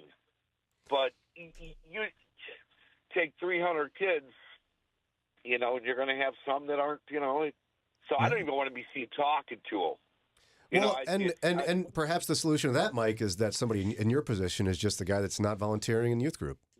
That may be the best solution. Yeah, me neither, because other people's kids drive me nuts. But Mike, I'm 50 and older, brother. I'm getting there. That's where I'm at. 50 and over group. Yeah, we love bowling. All right, that's safe. Mike, I love it. Sarah, what's your thought on what he had to share? Like, I'm a flirt. You've said before. Oh yeah. I don't even know what that means. Still, I'm 45 now. You're just, you smile and you're kind and you look people in the eye and like you notice things that other people don't. And so you're a flirt in the sense of that's what society considers flirting. But I know you're not like flirting. So how do I keep from being a creep? Because like flirting, if flirting is being nice, I don't know if I'm going to stop that. No, you're not a creep, and I don't think you have ever been. But it's also like you can't control how somebody else takes how you're acting. Because, like, example of one time you noticed one of my friends got their hair done, and her husband hadn't noticed, and she was like, "Oh my gosh, he noticed. Like, does that make you uncomfortable?" And I'm like, "No." Where he has eyeballs. That's a normal thing. But for her, that was like wow, he's looking at me, he's intentional. Mm-hmm. And to her, that was the equivalent of shorts. And I was trying to be complimentary. Right. And so, but you can't control how somebody else takes what you're doing or saying. But to Mike's point on the call, in some respects, the guy who's over 50, who's paying extra attention to a woman in her 20s, it might come across creepy. Mm-hmm. Yeah, I think part of it is contextual. Because when I was at Menards, if a guy's standing real close to me and he's being overly nice, I get a weird feeling, especially because I know in his mind there's a chance I'm under the age of 18. Yeah. And I mean, you can tell when a guy is looking at you and he's not seeing your face, if you know what I mean. You can just tell. Yeah. So it doesn't mean don't talk to people at the store. Yesterday I was at Costco with my children, and so I was looking at the grapes, and I said, "Trey, which kind of grapes you want, red or green?" And he wasn't answering me, so I kept asking. And this guy was like, "Oh, the red ones are much sweeter." He's not hitting on me. Mm-hmm. He's just making conversation at the store. It doesn't mean that everyone that talks to you at the store is hitting on you, and don't talk to people at the store. And even if he was hitting on you, that's not a bad thing in the sense of like, he doesn't know if you're married or single or whatever. And people have to meet people. That's how they end up in a relationship. But it's the crossing the line of, standing way too close. Or especially if they're showing like they don't want to interact with you anymore. Just leave them alone. Yeah. I mean, at Aldi, I had somebody follow me into the cooler one time. And I'm like, you stop talking to me. I'm obviously walking away from you. So. Well, yeah, I suppose a good rule of thumb is if you have to ask, if you're worried about, I don't want to be creepy, it's probably not a problem for you. Yeah. Probably. Probably? Yeah, probably. Okay. We have to take a break so I don't get in trouble, but when we come back, we'll continue chatting. I know there's more of you who have texted in comments. We've also got some more calls as we talk about modesty in light of a North Carolina pastor going viral for his horrific comments about modesty. 440-546-2255. A recent study shows that the average resolution lasts just 3.5 months. Do you know why? Because you place the pressure on an imperfect person, you. I'm Josh, station manager of Moody Radio Cleveland. Do something different this year. Exchange your resolution for expectation. 1 Peter 5:7 says, "Cast all your care on him because he cares about you. God, who never sleeps or slumbers, will not fail or quit on you." Try that on for size. Thanks for listening to Moody Radio Cleveland. Worshiping God should be a natural extension of everything we do. It goes beyond the walls of the church building, taking place at work, home, school, and everywhere in between. To help you develop a lifestyle of worship, we're offering a free list of helpful ideas, tools, and resources. Go to moodyradio.org/resources. Begin living your life of worship today. moodyradio.org/resources. Pastors have to make tons of decisions, including what to do to meet healthcare needs for themselves and their staff. Christian Healthcare Ministries specializes in making healthcare decisions easy and affordable. Not insurance, but a health cost sharing ministry for over 40 years. CHM opens the door for individuals, families, and yes, pastors to be a part of a biblical way to meet medical bills. Get more information and answers to your questions at chministries.org/Moody. That's chministries.org/Moody. Keeping your eyes on Jesus in a changing culture can be difficult. Let us help. It's Mornings with Brian on Moody Radio, Cleveland. 752 WCRF. We're chatting about modesty today in light of a North Carolina pastor that said one of the worst things I've heard in a long, long time. I won't even repeat it because I don't like saying it. That's bad. But it's brought up a discussion about modesty, and we've got lots of great calls and text messages. One of my favorite things is, Lauren, you were just talking about, because for some reason it's a grocery store that keeps coming up. It's, I guess, the place to meet We people. have to go so often. Yeah. That's probably it, yeah. You're just always there. It's like your second home. You don't have to, but will you share the Eddie thing? Oh, that was really kind of sweet. I think it was when you were first starting dating or when we were engaged. There were several times we'd be at the grocery store and he'd come up from like a different section and act like he didn't know me and hit on me. Like, hey, so what are you looking at over here? That's so funny. I love it.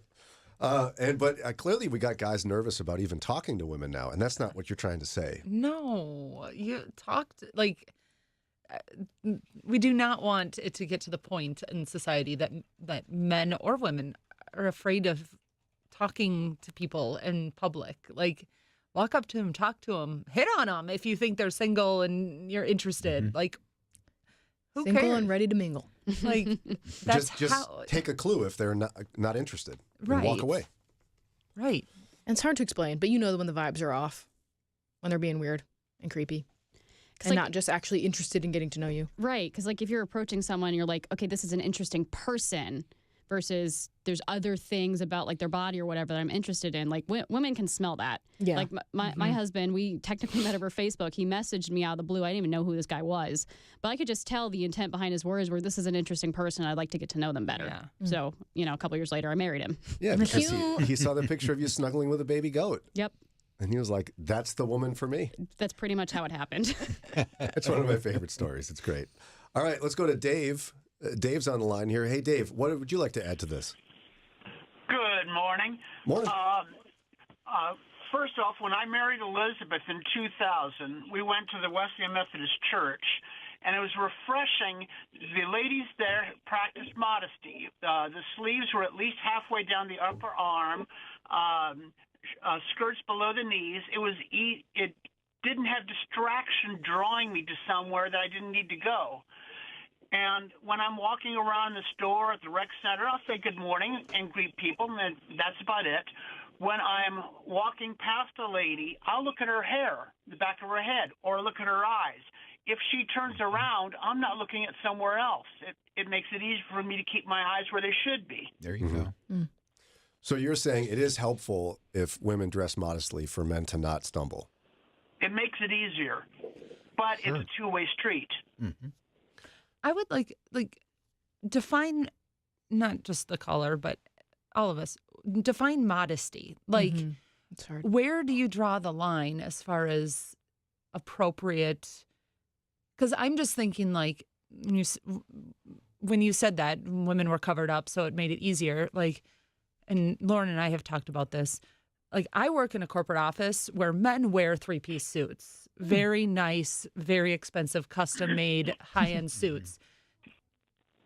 And It's attractive. It's attractive. Like, men in suits is the equivalent. Men in a suit, a nice suit for women, is almost the equivalent of women in lingerie for men. I'm just going to say it. Oh, well, is it? And so, is it appropriate then in the workplace for women to say, "Men, you cannot wear this nice suit"? It can't be tailored. They have to be off the rack. It has to be. It has to go to Men's Warehouse. Like, go buy it off the Big rack. and tall. And so, like, that would make my life easier, but that's not appropriate for me to say to men, to say, don't wear a suit. Let's see You what can't wear Dave that. thinks on that. Dave? Well, for example, when I was in college, we attended a church that was fairly conservative. We had one lady who had emotional problems and eventually divorced her husband. She came to church wearing a blouse that had a diamond right in the center of her chest. By the time she left church, someone had given her a silk scarf to stick in there so the guys wouldn't be drawn to it. How did she feel about that? Do you know? She had emotional problems. It went downhill from there. So she stopped attending? She divorced him and stopped attending, yeah. Boy. And that's a sad story, Dave, but I have to wonder if there would have been a better way to handle it, that she wouldn't have divorced her husband and left the church. Well, she divorced her husband for her emotional reasons, not that particular issue. Well, I think that comes back to the heart issue of maybe why was she wearing that, and was she struggling with trying to draw attention there? Yeah. And then asking her to cover that up kind of like revealed some of her heart issues. And again, it's not about what she was wearing, it's about the heart issue. Well, and there's an old adage people say, it's we expect people to behave before they believe.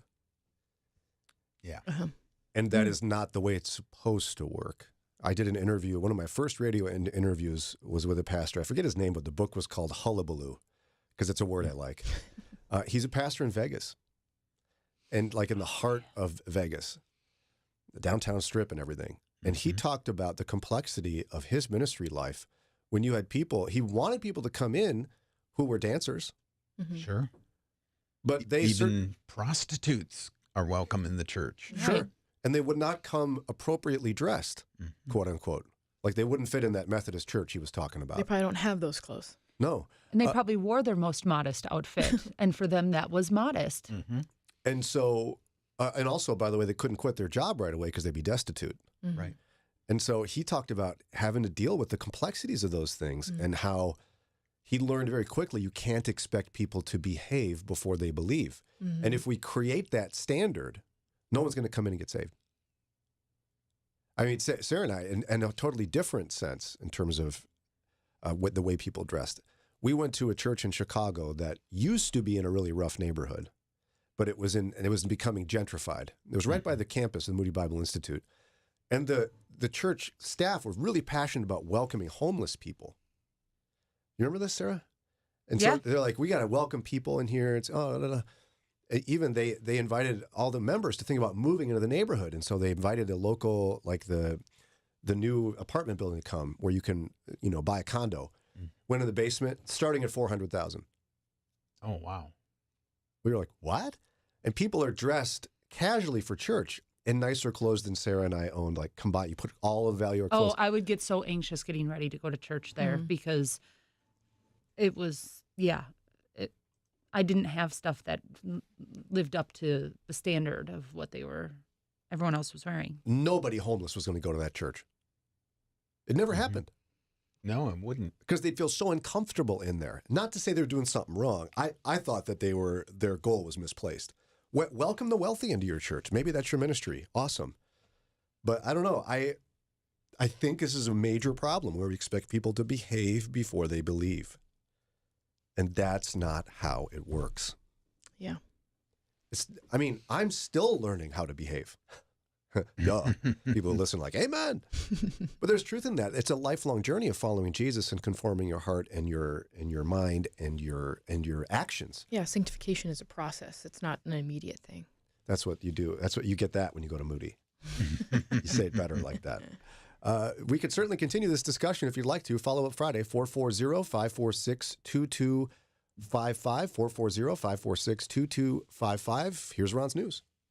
Mornings with Brian on Moody Radio Cleveland, WCRF Cleveland, WVMS Sandusky, WVML Millersburg, WVMN Newcastle, WVME Meadville, WVMU Ashtabula, and everywhere with the Moody Radio app or at moodyradio.org/Cleveland. Russian President Vladimir Putin says the West sending troops to Ukraine may lead to nuclear war. It's 8:01. I'm Ron Eastwood, Moody Radio News. In his annual State of the Nation address, Putin said Moscow has the weaponry to hit Western targets if they send their own troops to defend Ukraine. But on the other hand, he said claims that Russia will attack Europe are nonsense. Akron Mayor Shamus Malik has scheduled April 10th as the date he will deliver his first State of the City address. The event will take place at the Akron Civic Theater and will be live streamed on YouTube.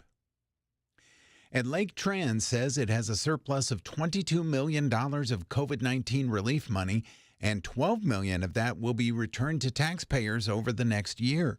That'll be done by temporarily pausing the agency's 0.25% sales tax. Sports and weather coming right up. As Christians, we need to really understand how truly revolutionary the message of Jesus was. Jewish believers worshiped God one way, and now Jesus had a radically new and different way. The book of Hebrews was written to answer their concerns. This month's Today in the Word devotional provides a renewed understanding and appreciation for the book of Hebrews. Download the free Today in the Word app or get a daily email in your inbox. Sign up at todayintheword.com.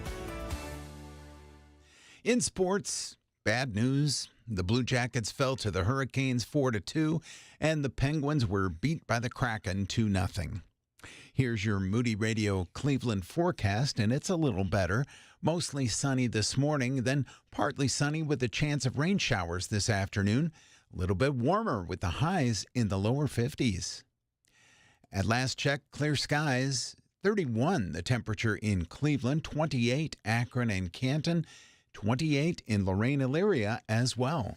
It's time for your moron moment. You may be tempted to enjoy the nice weather this weekend by doing some outdoor landscaping. Caution should be exercised. Our favorite landscaper, John Palmer, has the following recommendations. First, the no. No rose pruning yet. It's still too early for that. No flower bed cleanups yet.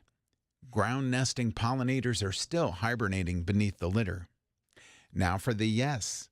Cutting back spirea is okay, except for bridal veil spirea. That's a weeping variety of that. Pulling out a weed called hairy bittercress is good. It's in bloom right now. And pruning fruit trees is okay. And that's your Moron Moment. And you'll find that on our Facebook and Instagram. It's 8:04 with Moody Radio News. I'm Ron Eastwood. Broadcasting live from the Bob Divine Studio. It's Mornings with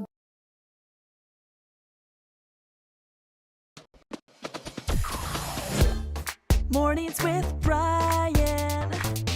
Moody Radio Cleveland. 103.3 at 6 to 9 a.m.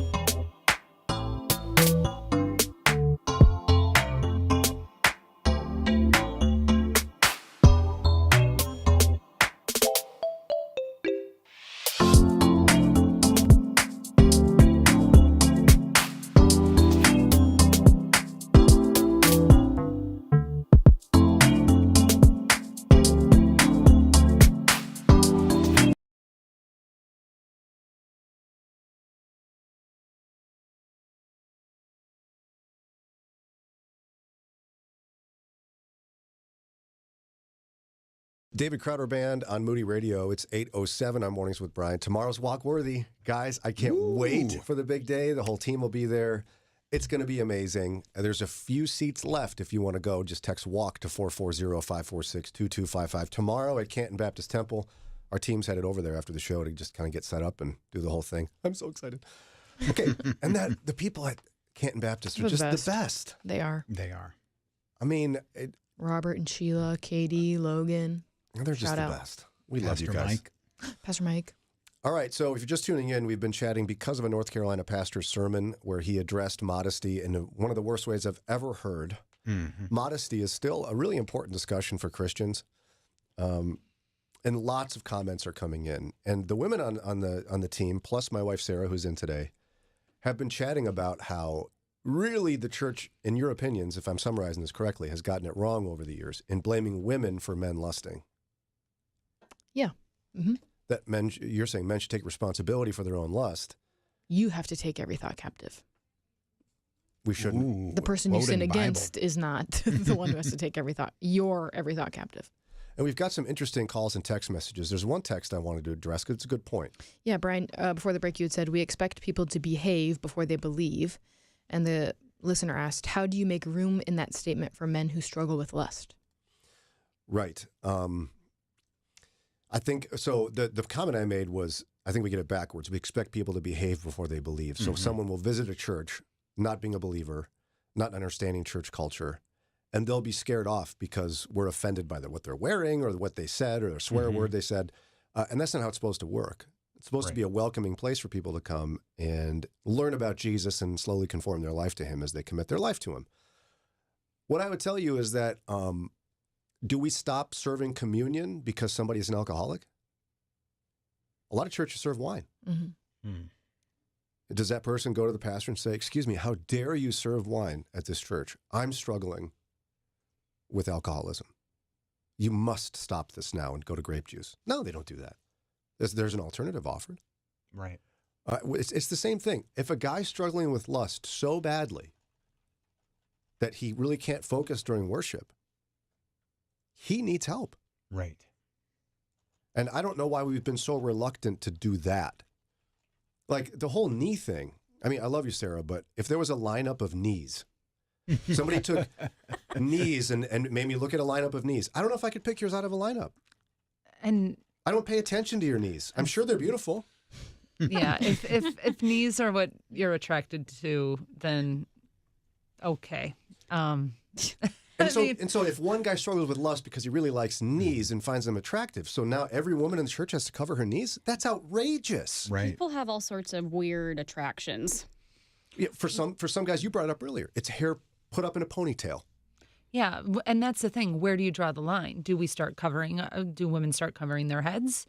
Do we wear wigs because our natural hair is less, causing issues? Do we? I mean, where is the line? And no, I'm sorry, I'm not gonna conform to changing what I wear because it bothers somebody.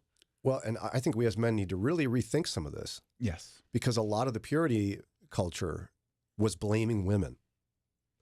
And so we are so predisposed to asking women to change so that we don't sin. Why aren't we asking men to change?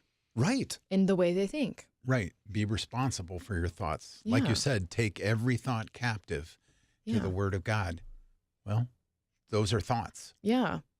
And like you said, Brian, get people around you.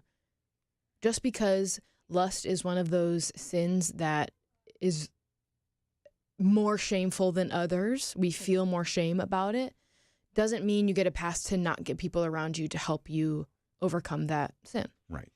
Yeah, I mean, if there's a woman on the worship team covered appropriately, but maybe, that's too tight, it's too short, and you're so distracted. Again, I think you have an issue to deal with. Go to your pastor, schedule a meeting, ask for help. And if you still can't focus on worship because of some other person that you think is inappropriately dressed, maybe you need to not go to a mixed gender worship service. Maybe start a men's group. And that becomes your church. But I just have this issue with us projecting our sin onto other people. And we've been doing this to women for a real long time. Yeah. Yes. Real long time. And I wasn't even totally aware of it until, I don't know, the last 10 years or so. Mm-hmm. 440-546-2255. Stephanie in Meadville, what would you like to share? Yeah, I think really, I love that you guys are talking about this topic, and I appreciate it so much because I think there is a lot of misinformation on both sides. My boyfriend and I talk about this often because we go to a gym 5 days a week, and it's mixed gender. But one of the things that we definitely struggle with, we call it the wandering eyes. And I think that there's fault on both sides, but there's also heart issue on both sides. And I think, there are women that go to the gym that are dressed extremely inappropriate. And I think primarily there is a heart issue, of course, but the attention that they're seeking is probably the attention that they're going to end up receiving at the end of the day. But nonetheless, I think it's a lot about teaching men how to handle that situation, when they are a believer, when they're learning. You're always going to struggle with lust, but if you have that, if that's your issue. But at the same time, I think it's the second look that really gets people in trouble. So there's always the first, maybe the accidental look of, I looked in that direction, I did not want to see that, but do you do it again? Yeah. And I think that that's one of the things that we have to teach our young men growing up, that when a woman is dressed in a way that's a little bit promiscuous, or maybe very promiscuous, where are you at? Where are you at that this woman is dressed comfortably this way? Should you be there? And I think that there's other ways to combat it, on both sides. But I love that you're talking about this, and I really appreciate it. And I do think a lot of it does have to do with a heart issue. But as a woman comes, closer to Christ in her walk, also those are issues that start to kind of straighten themselves out. I've actually been on both sides of the battle in and out of relationship with God. And when you aren't walking with God, you're seeking the attention of the world, and that is a heart issue. So I think that it all tends to clean up as you grow in your own journey, but some of those things may never clean up. I think very, very wise, though, to be addressing it as a lust issue with men. And if it's something you are struggling with, please reach out and find somebody to help support you and walk through that with you. And maybe it'll never go away, but maybe it's just as simple as relearning a new habit. You bring up some excellent points, Stephanie. It makes me think of our previous station manager, Scott Cruz. One of his big things he kept reminding us is we have to stop being surprised when non-believers act like non-believers. Right. And a lot of times what you hear from Christian men in particular is, look at these women dressed like this on that show or on this. Well, are we surprised? They have different moral standards than we do. They're not following Jesus. Mm-hmm. And rather than be angry about how non-believers are behaving, what if we focus on adjusting our own thought life and our own decisions so that we're not tempted? Yeah. If we spend so much time being shocked, look at that person at the gym. Well, they're not saved. What do you want? Mm-hmm. They're wearing what they want to wear. It's not about you. And what if you actually struck up a friendship with that person and helped them find Jesus? Goodness gracious. Stephanie, great point. Go ahead, Ron. I was just going to say, if you're a guy out there, or I guess a girl, but in this case, a guy, and you're finding yourself dealing with this problem, talk to Roy at Galvanized. Go Friday night to Grace Church in Middleburg Heights and find the Galvanized guys, because they will help you in dealing with this. Mm-hmm. It's a dependency group. They advocate for each other. They will be able to help you. If you're afraid of talking to anybody in your church and you might be ashamed, go to these guys, because they're open and welcoming, and you're just one of them. And you're so right. I'm glad you brought it up, because I've been there a couple of times. And you would assume, I assumed when I first went that it would be, hi, my name's Jim, and I'm an alcoholic. Because everybody goes around the room. You don't have to say it, but everybody says what they struggle with. Yeah. A number of men talked about either pornography or lust or sex, that's why they're there. Mm. You'd be welcome. I think another thing that I've been thinking about is we're asking women to help men in their sin, but are we asking men to help the women of church in their sin? So, okay, if this is like lust is like the stereotypical sin for a man, so then the stereotypical sin for a woman would be gossip. Are we asking men to help women in the church with their gossip, to curb their gossip? No, we're not. I don't think we are. No one's asked me to do that. Yeah. Girls it will goes be girls. both ways. If you want women to help you in your lust, you also have to be willing to help. in your church community. Yeah, how often have you heard about somebody going up to somebody else and going, your gossiping is really making me uncomfortable? It's very rare. I think you want to stop. Yeah. 440-546-2255. Real quick break. We'll come back with more of your calls and texts on this issue of modesty. Moody Radio is thankful for support from businesses like Dutchman Hospitality Group. Christian recording artist Jason Gray on March 8th at 7 p.m. More information is at ohiostartheater.com. That's ohiostartheater.com. Ever wondered if there's a way for Christians to meet their healthcare costs affordably and efficiently? A biblical lifestyle alternative to traditional healthcare options? The answer is Christian Healthcare Ministries. They've enabled believers to live out their faith while embracing a voluntary health cost ministry for over 40 years. It all starts with a visit to chministries.org/Moody to see how CHM meets values and healthcare costs. Get more information and have your questions answered at chministries.org/Moody. Hey, I'm Wes Ward, Vice President of Moody Radio. Here's how God is using your share gifts to touch the lives of listeners. It just keeps me uplifted. You guys stay centered on the word and the truth of the gospel. I love Moody Radio. It's easy to give your pre-share gift or become a monthly partner. To become a monthly partner, go to moodyradio.org/Cleveland. Thank you. You don't have to put your life on hold to get your degree from Moody Bible Institute. Moody offers flexible online classes that feature a unique ministry-focused education. Study the Bible and theology anytime, anywhere. You'll benefit from the world-respected faculty and a connection with classmates from around the globe. Invest in your future and get your bachelor's or master's degree from Moody Online. Learn more at moody.edu/online. That's moody.edu/online. Bringing Northeast Ohio and Western Pennsylvania closer to Christ one conversation at a time. It's Mornings with Brian on Moody Radio, Cleveland. 820 WCRF, there was a pastor who went viral, made national news. It was just a live stream of their church, but he said something really, really horrible about women wearing shorts. Okay, if you want to go find out what it was, it won't be hard to find it. It's all over the internet. I don't even want to say it again because it's so horrible. But it's helped us have a good discussion about modesty in the church today. 440-546-2255. We got lots of texts and calls. Let's jump to Russ in Mansfield. Hey, Russ, what would you like to add to this discussion? Hey, pardon me. I was clearing my throat. Sorry about that. I'm there with you, brother. I've got a cold right now. I get it. Go ahead. Yeah. I guess, and again, we do keep talking about we would not expect unbelievers to act as believers. But some of your words just before you introduced me would appear that it is true, and at least in my opinion, what I've seen, that this has become an issue that has infiltrated those who claim to be believers. Okay. And you see it in the church, whether it's the men or the women. I mean, if you're honest, you go on YouTube and you'll see a lot of these pretty famous pastors, and they're all going to the gym now, and that's all well and good, but they got their pants real tight and their T-shirts real tight, showing off their muscles and everything else. Yep.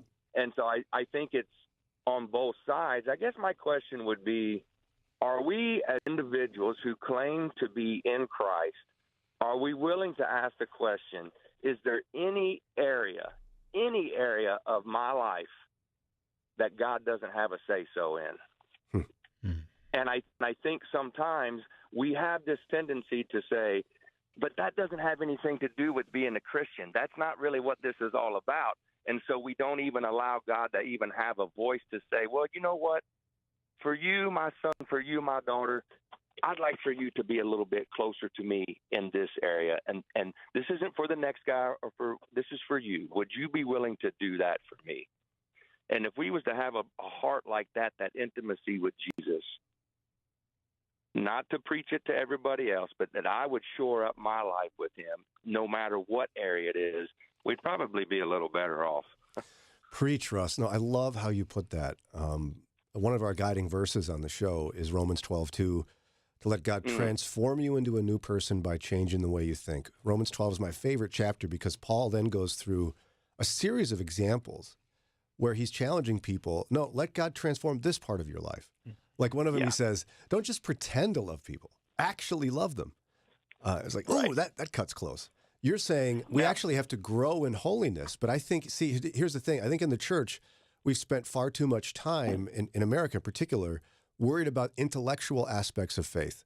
We're not causing people to grow in holiness. We're asking them to grow in knowledge. And I think there's a distinct difference there. Yeah, I would agree. And again, the practicality, I've said this to my own daughter, and we have a small praise team at our church. And this has happened to me before, and I'm actually the pastor at my church. Oh. I have, during, say, taking up the offering, and I'm sitting down on the front bench. It's not an issue of, do I have an attractiveness to someone's knees? But if a lady has a dress on and it's above her knees, they're up on the platform in an elevated position. And she goes to cross her legs. If I happen to glance that direction, I may see something. And this is what I tell some folks. Would you allow your body to be exposed to the world what was only meant for your spouse to see? Something to think about, I think, sometimes, just to say, what part of me was only meant for my spouse as well. Now, those are some practical issues we had to work out.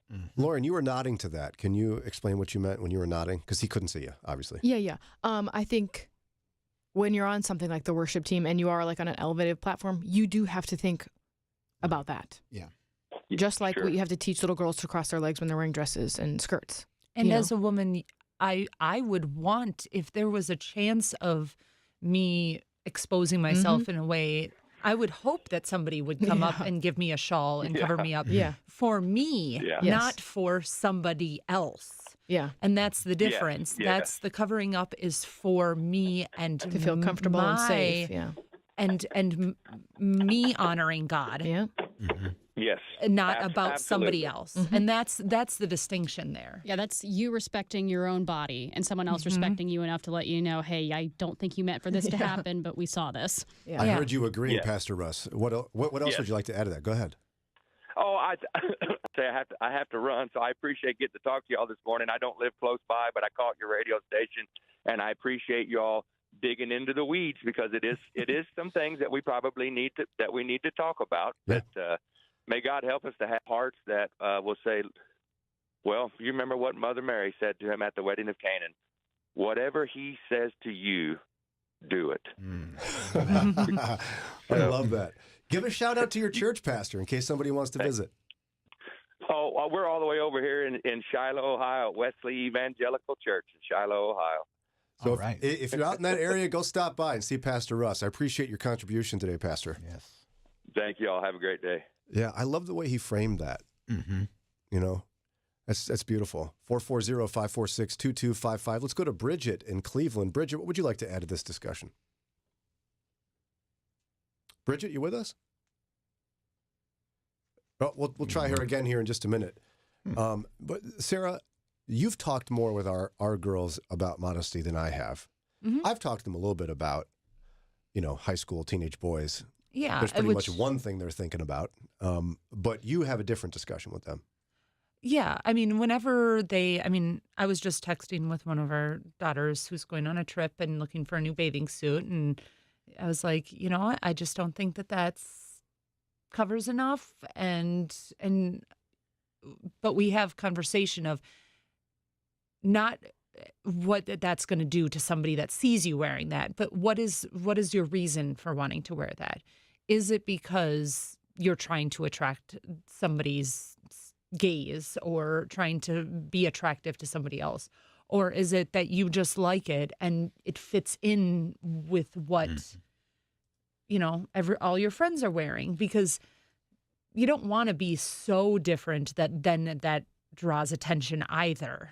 Because, so, but it goes down to what your heart issue. Like, why are you wearing that? I mean, I'll do that with any of my clothing. Like, it's totally modest covering, but why am I wearing this? Because I'm trying to, look good for X, Y, and Z or have a status symbol, I know. And so that's what it comes down to. It comes down to the heart issue. Are you trying to attract the gaze of somebody, or do you just like this and are comfortable? Well, and what's tragic is in the midst of purity culture years ago, that was never part of the discussion. women were told to dress differently for men. Yeah. Oh, yeah. And you're missing the more important issue. Is your relationship with Jesus and your heart motivation. That's so much more important. Yeah, and again, we got to spend time teaching boys to take responsibility for their own sin. Yeah. We do on so many other things, but this area, for some reason, it's like, well, all the girls' fault. Yep. If I lust, it's your fault. What? That's outrageous. It's no different, quite frankly, than this pastor saying, if you're wearing shorts and you get raped, it's your fault. Yeah. Unbiblical and just not true. His is much more extreme, but I think it's in the same category of intellectual discussion. 440-546-2255. Let's try Bridget one more time, just in case we get her. Hey, Bridget, you with us? Bridget in Cleveland? Nope. Okay. She left us. Any text messages you want to throw out there? I've heard one of the preachers on WCRF say, you can't help what you see, but you can help what you look at. Well said. That is true. That is, yeah. That is true. All right, let's do this. We'll take a quick break now and we come back. There actually was somebody in the midst of our discussion of modesty that thought Lauren was out of line. Not the first time. Oh, my. You got to watch the live stream. If you're not watching the live stream, you're missing out. Some of the facial expressions I see across from me here. So text live if you want to see it, 440-546-2255. Was she out of line as we discussed modesty? Well, we'll talk with Lauren about that and you coming up here in just a minute. Have you ever wished that God would say something to you personally? Maybe you have a question to ask, or perhaps even a complaint you'd like to air. Well, welcome to day one of our new Today in the Word series, A Better Way, based in the book of Hebrews. I'm John Gager, if we've never met. The Old Testament teaches us that God has already spoken to us. But the author of Hebrews, whose name we do not know, underscores that the climax of all that God has said is found in the person and work of Jesus Christ. Today in the Word, we read in Hebrews 1 verse 2, He has spoken to us by His Son. This is because all God has said is ultimately meant to reveal Himself. Jesus shows us what God is like because He is God. He sustains all things by His powerful word. Jesus is the revelation of God that all previous revelation was building toward. Yet He came to do more than show us what God is like. Jesus also provided purification for sins by offering Himself as a sacrifice. The message at the heart of the book of Hebrews is about the incomparability of Christ. Jesus is superior to all things, even the angels, because He is their creator.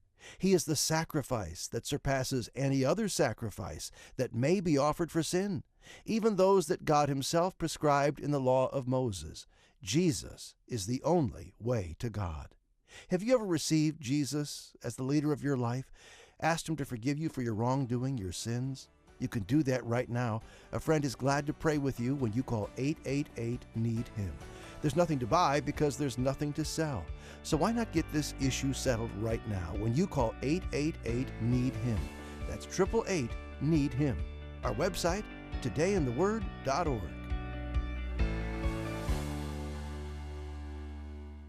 Moody Radio is thankful for listeners and support from businesses like Duma Meats and Farm Market. Duma Meats and Farm Market, supporting Moody Radio in Cleveland and surrounding areas. More information about Duma Meats and Farm Market is at dumameats.com. Walkworthy takes place this Saturday in Canton, Ohio, and online. Have you signed up to be at this year's conference for men? If not, what are you waiting for?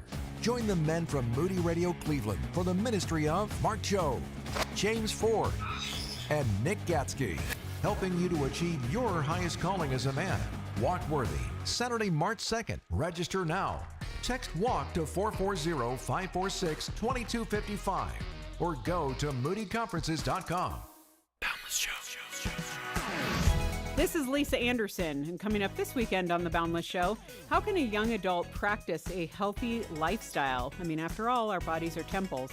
One of our counselors will weigh in on that. And then for our roundtable, how to not idolize celebrities, sports, personal health, everything. That's this weekend on The Boundless Show.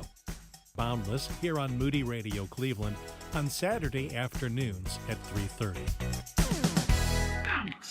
They say family knows you best. Here's Brian's older brother with a message for you. Does it seem like your son or daughter will just not stop talking? My little brother is proof that not all hope is lost. It's Mornings with Brian on Moody Radio Cleveland.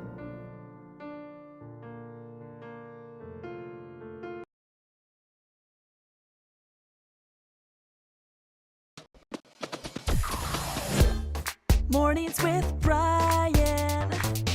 Moody Radio Cleveland.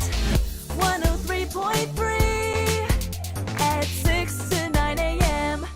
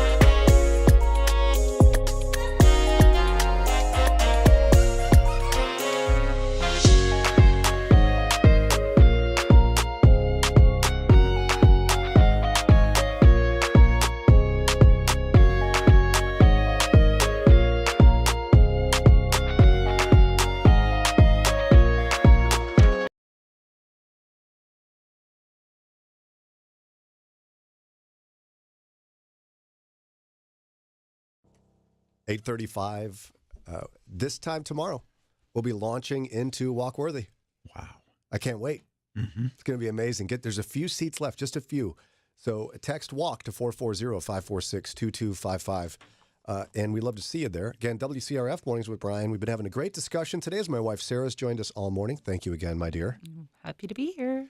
We've been chatting for much of it about modesty, as that really clearly is an issue that you all want to discuss.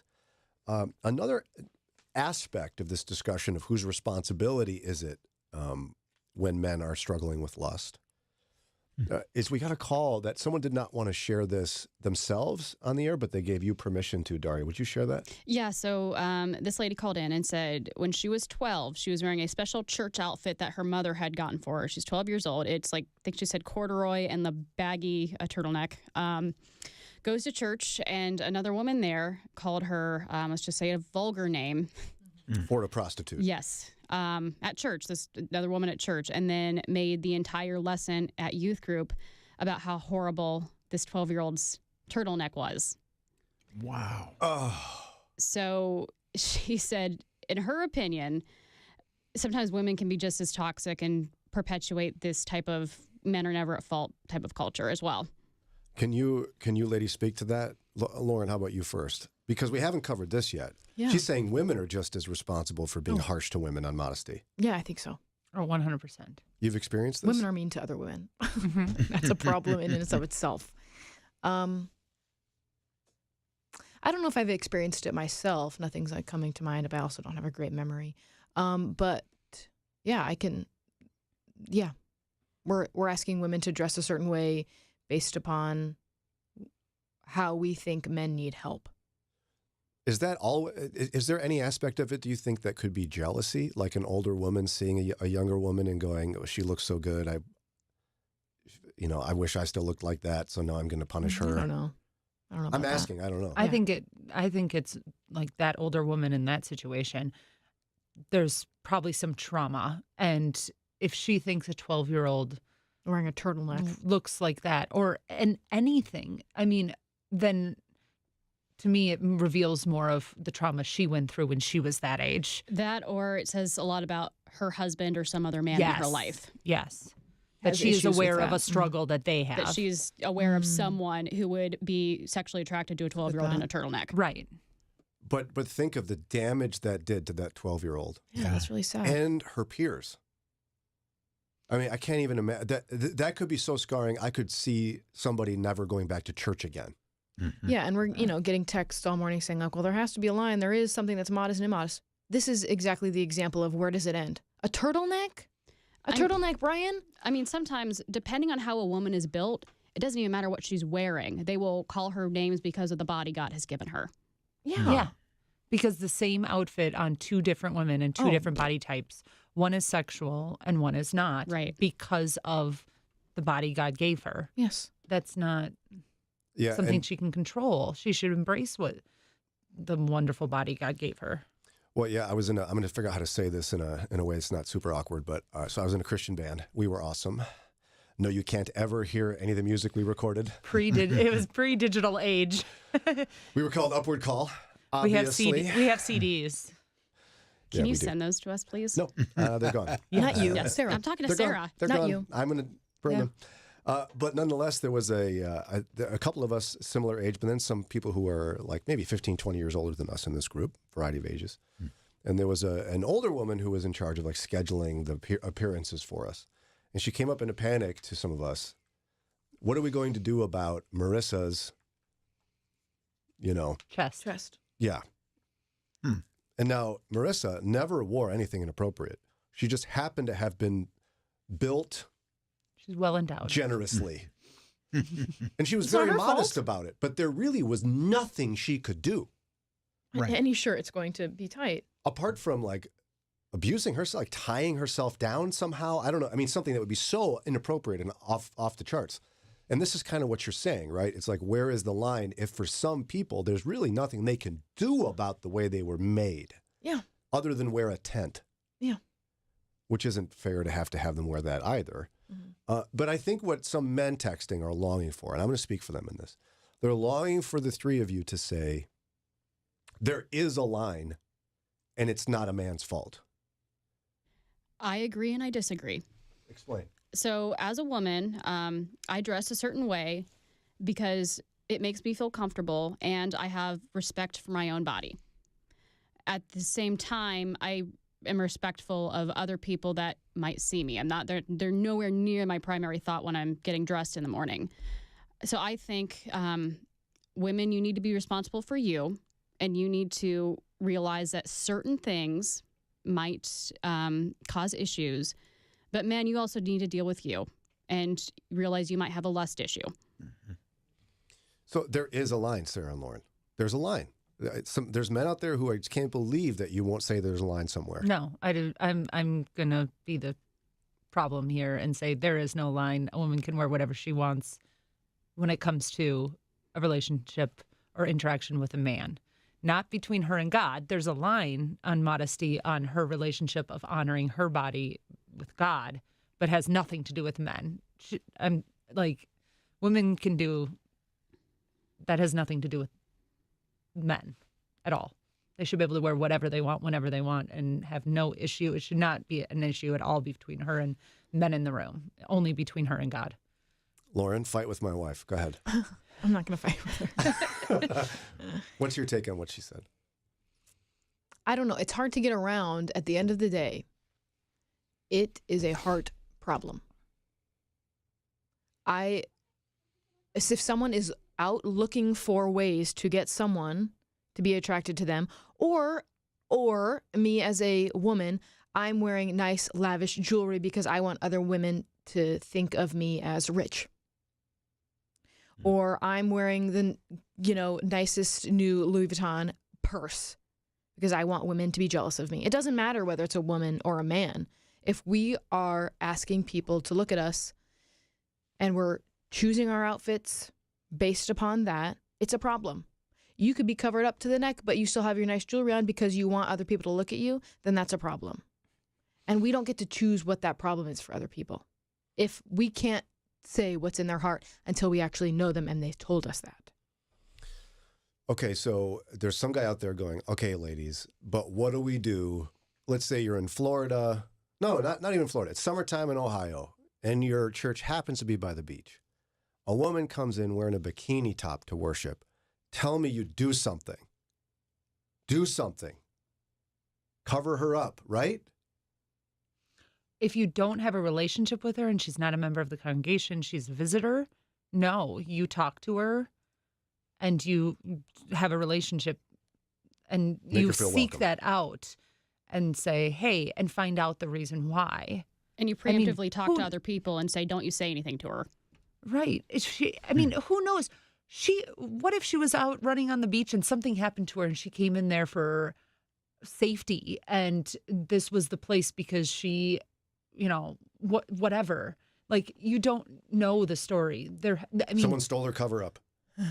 But she still wants to worship. She still wants to come to church. Like, to me, that's then as another woman in the congregation, you go up to that person and you discuss it with them. I mean, it's okay, Lauren. Or she's running on the beach and your sign that you have out in front of your church that you think is bringing people in actually did what you think it's doing. Exactly. And it brought someone in from the outside that doesn't know who you are or what you are. You're going to send her away? But men might be lusting, Lauren. Then they need to figure that out for themselves. Yep. They need to get help. Just like that woman, once she becomes a believer, needs to get help so that she is not looking for people to be looking at her. She's not like saying, I want to dress so that men look at me. I want to dress so that women look at me. It's a process for everybody. Why does a woman have to change like that, but a man gets time to change his lust? Her reasoning might not even be, I want everyone to look at me. I mean, if she was, depending on how she was raised, she might not even think about it. Exactly. Right. Exactly. So you're saying we have to have a missional mindset. If someone's dressed in a way you don't think is appropriate for church, assume the best in them and assume they just don't know any better. Or the Just fact love that them. what you think is not necessarily correct or right or perfect.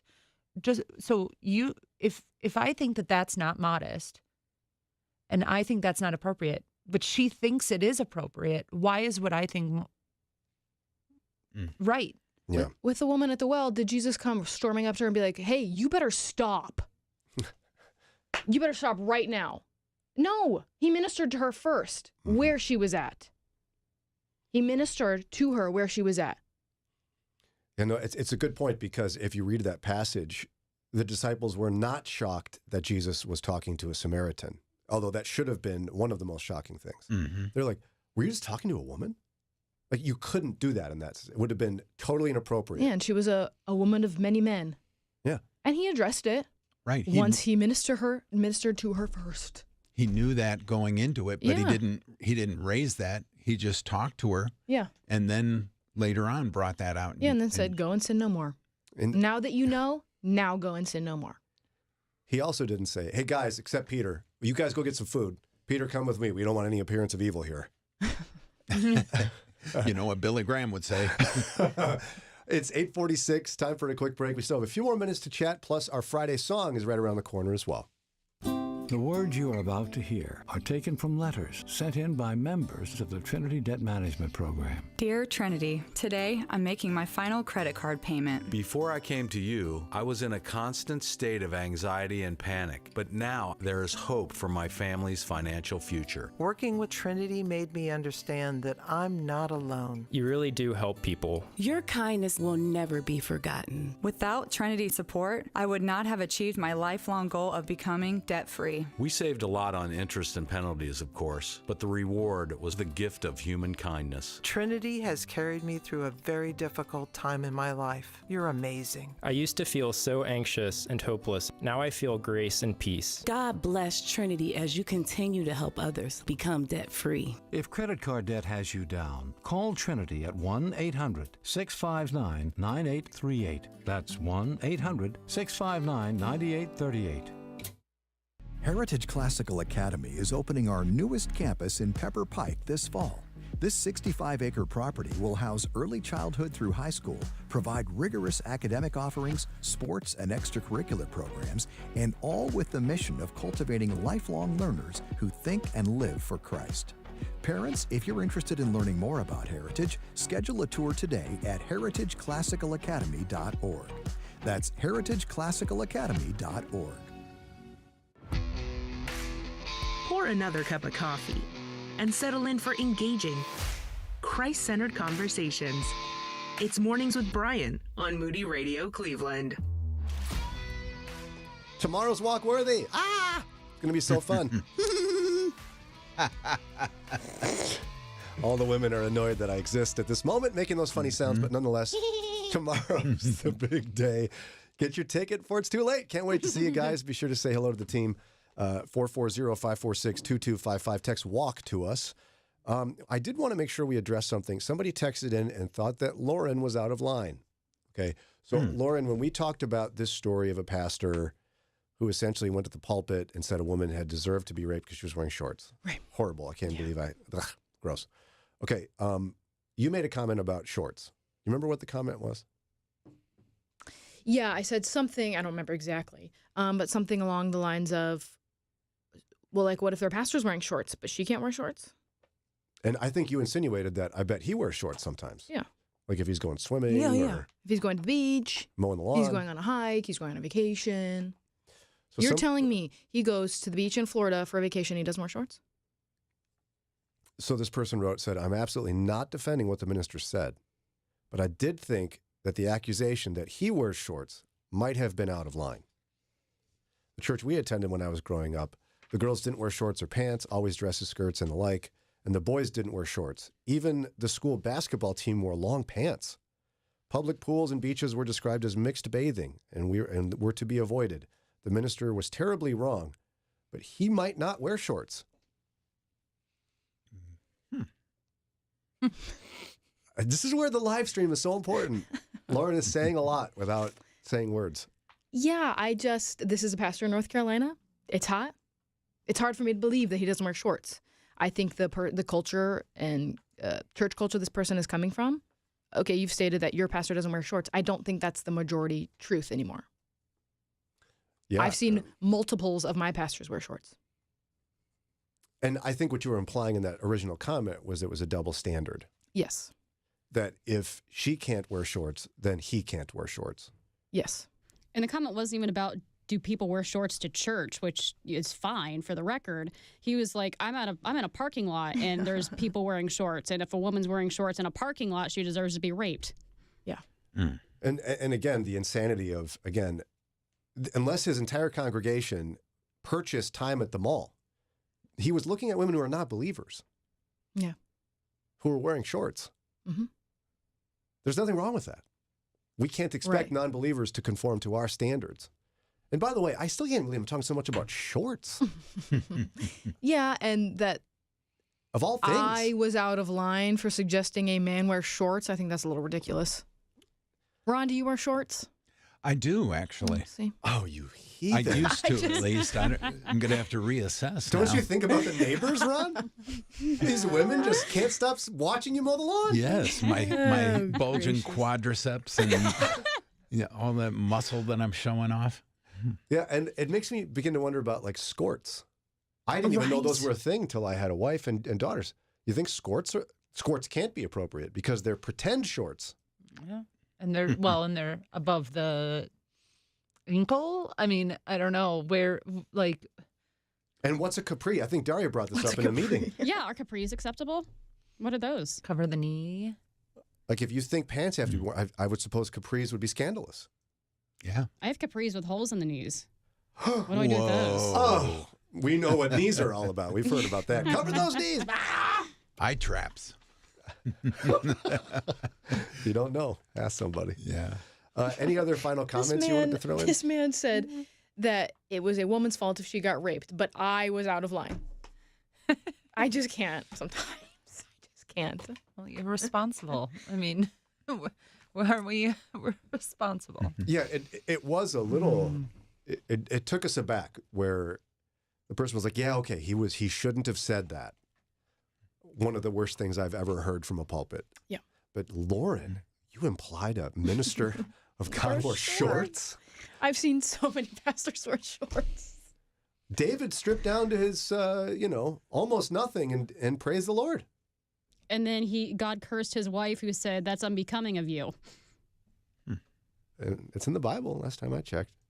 440-546-2255. What else can we throw in here in the last few moments of the show? There's still time to get a call in if you want to. We got Jason Champion in about 3 minutes. What are some more comments you're seeing? I think the Bible addresses women dressing and modestly because it makes men lust after her, and it says not to do that.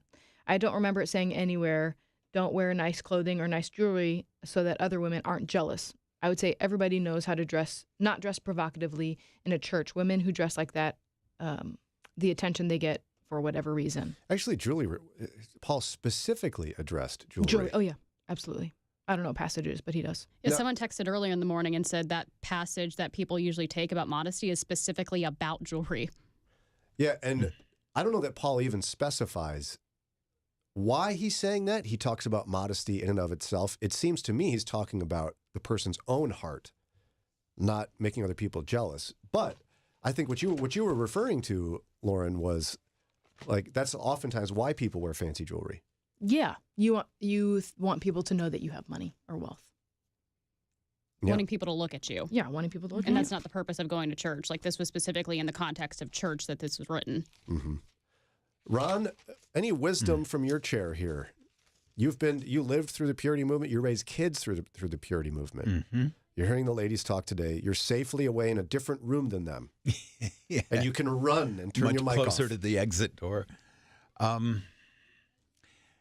I agree with the sentiment that's been expressed several times tonight or today. It's tonight for you. Evening. Yeah, for me it You is. worked overnight. That the church has the church has been patriarchal over the years, and we have put the blame on women and not where it squarely belongs from Scripture on men. Take control of your thoughts. Women have their own issues to deal with, and we've said that's a matter of the heart. But I don't think they're causing us to stumble so much as we're stumbling and not taking control of our eye gate, and it's tough, but you need to learn how to do it. And we need to teach that to the younger, junior high, high school, on up. And don't push it away or hide it under a bushel, because it's a real solid issue that has to be dealt with.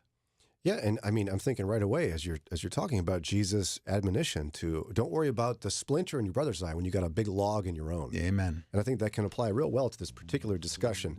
All right, we have to get to our Friday song. Here's Cleveland's own Jason Champion, and Are You Ready? We'll sign off here in just a couple of minutes.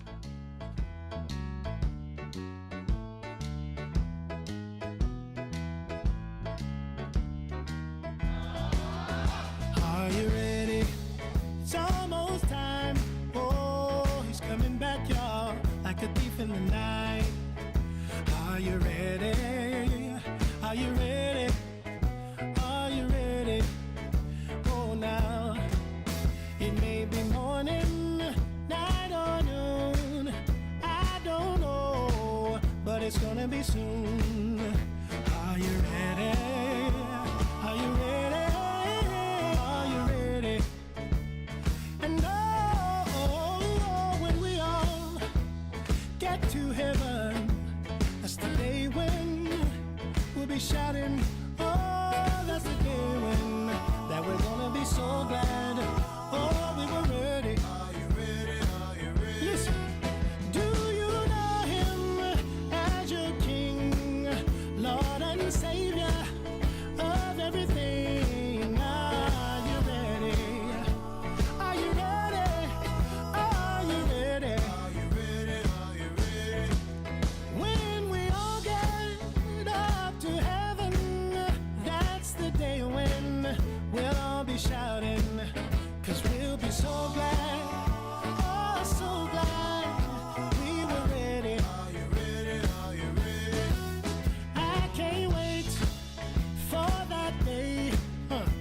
no more trouble. It's all gone away.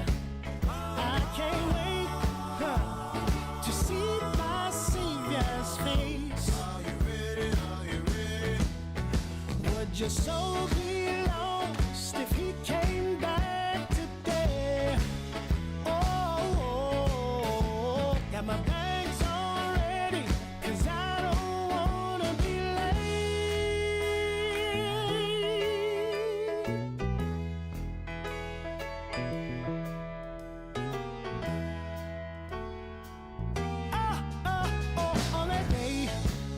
on that day, I just wanna be ready on that day. Oh, be ready.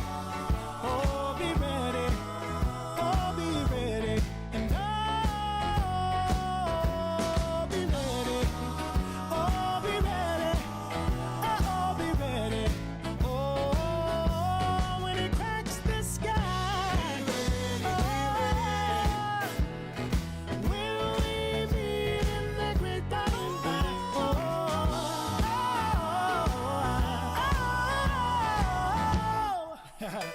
I like that.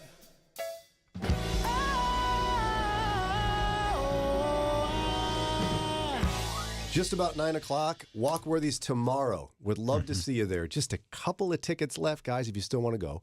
Text WALK to 440-546-2255. Our team's going to head to Canton Baptist Temple here to start getting set up and everything. Special thanks to my lovely wife, Sara, for getting up early. It is early. I'm tired. Thank you for sharing your insights and everything. I love having you here. I'm happy to be here. Yay. Aw. All right. We got to go.